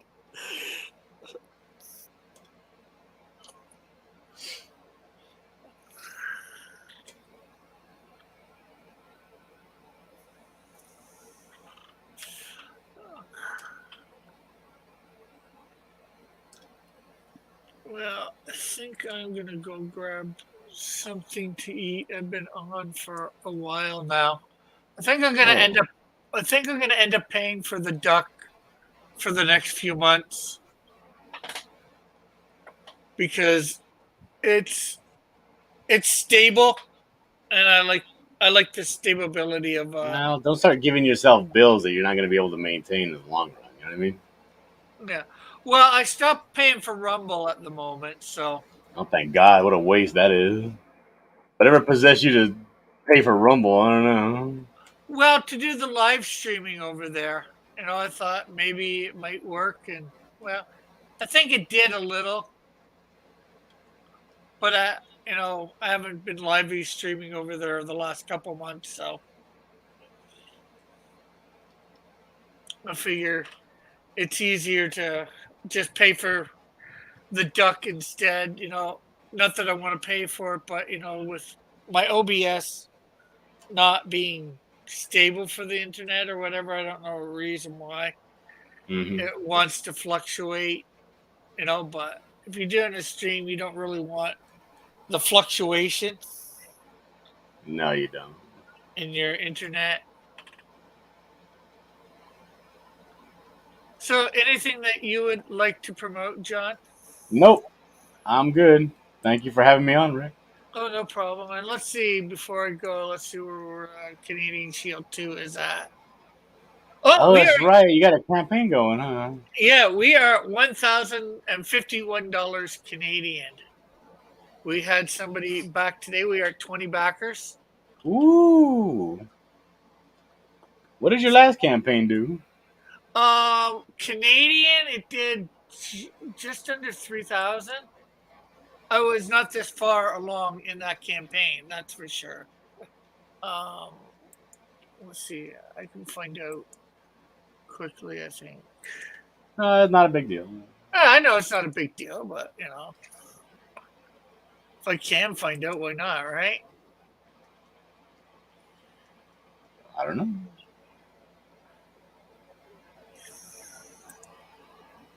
So when it ended, I had 69 backers, and it was $2,689 Canadian. When I shut down the in demand, I had 80 backers, and it was at $2,916. Ah. So I'm just over, I'd say, a third of the way there for the in demand, and I'm gonna end up leaving this in demand too for a couple months. Cool. Congratulations. So and it's half decent. If people are getting both signed, that's about $48 Canadian. So each time, so it can add up quickly, right? Yep. I heard that. All right. Well, I'll see you later, Rick. Okay, later. And thanks everybody for tuning in. Thanks for John coming on, and we'll catch you all later. Bye for now. God bless. Love you all. Oh, hit the wrong button.